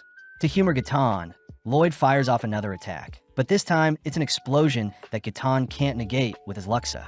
Gaetan freaks out seeing as there is no delay between Lloyd's attacks, a feat Lloyd can pull off by speeding up and concealing his magic. Trying once more, Lloyd casts a fire and water spell, and interestingly the water freezes Gaetan only for the fire to detonate upon impact.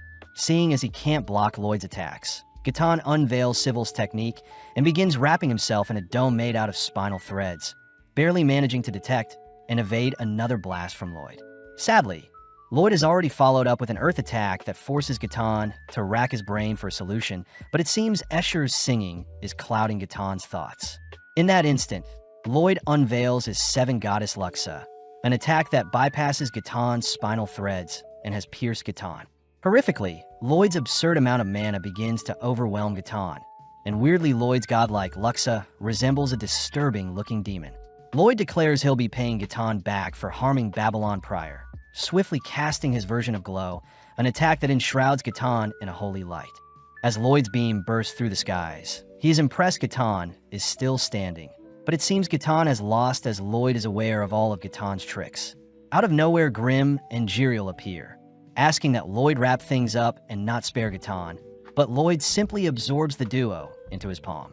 Gaetan reveals that the interference in Escher and Seria's music is due to his chimeras intervening, but Lloyd says he has already accounted for such a scheme, switching over to Shiro, who is lying in a pool of blood, having been protecting the girls from the chimeras.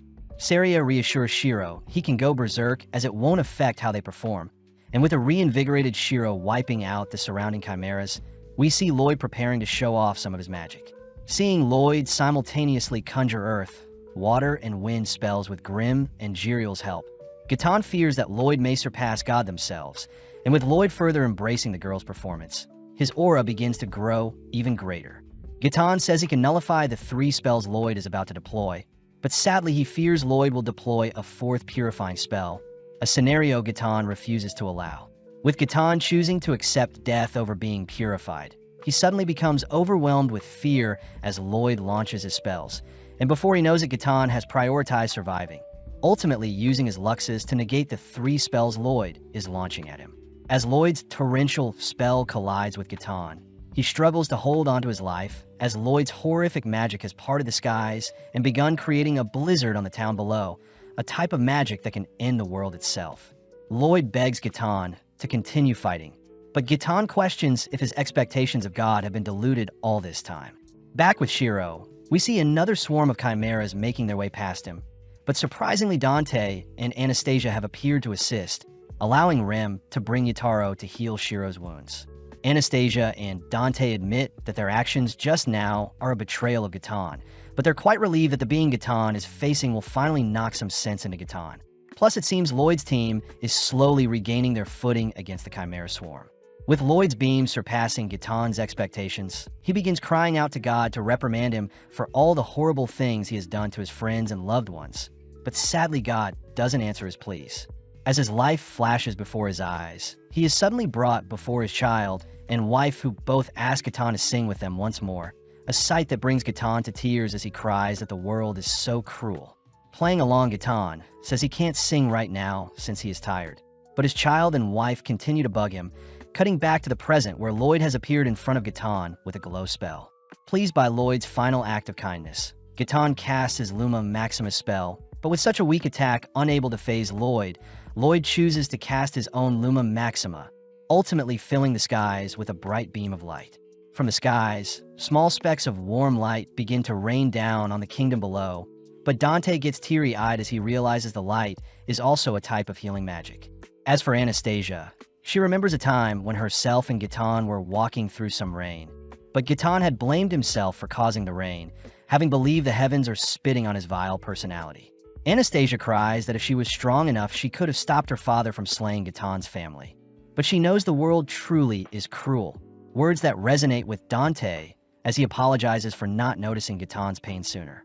Back with Lloyd, he simply sits beside a defeated Gatan, asking why Gatan didn't force all of his archbishops to help him with his scheme. Gatan reveals that he had planned for the bishops to enact divine justice on him if God didn't, but it's ironic as Lloyd and his party were the ones that ultimately ruined his schemes, truly something Gatan believes was God's doing. Funnily enough, Lloyd reveals that Escher's singing has nothing to do with God, as she loves the attention she gets from singing, plus she wanted revenge on Gatan for calling her singing bad. Lloyd advises that Gatan stop judging things as good or bad and instead live a life he is proud of. And as Lloyd leaves, he hands Gatan the blade Civil had left behind as he passed on, mentioning how Gatan is always welcome to live at Lourdes. In the aftermath, Gatan the Pope was announced to have passed on due to a mysterious terrorist group to help cover up the truth, but following Roselius, she is pissed that Gatan's evil doings aren't being made public to the kingdom. Dante says they covered up the truth to have the townsfolk continue to trust in the church at their teachings. Plus, Dante already has a candidate in mind to be the next pope, cutting over to Escher, who is offered the chance to become the next pope. Back at the Saloon Manor, we follow Saria brandishing her skills as a pianist, but she does notice how strange it is that Lloyd is in the room with her. Flashing back, Lloyd had instructed Saria to take Escher and Shiro with her and begin playing when the battlefield seemed to be overrun by the enemy. And just like Lloyd had predicted, their performance ultimately swayed the battlefield in their favor. Saria asks if Lloyd loved the Advent Festival, and upon hearing that Lloyd loved the girl's performance, Saria suddenly begins to repeat the spell notation Lloyd used to cast his triple incantation on Gatan. Lloyd realizes that Saria is aware he was the one who defeated Gatan, but Saria has no intention of interfering with how Lloyd chooses to live his life, as she knows he has his reasons for hiding his powers. Cutting to the Lourdes Island, we see Jiriel forbidden from entering the girls' bathing area, but inside we see Lloyd bathing alongside the girls as they discuss Escher as a possible pope candidate. With Lloyd uninterested, the gang all agree that Escher is the best suited for the role, seeing as she loves the attention. Plus, her singing can help millions, words that convince Escher to take up the mantle. The season ends with Escher as the pope singing for the kingdom, but with Lloyd forced to attend the ceremony, he takes note of the interesting figures that have scattered themselves around the performance.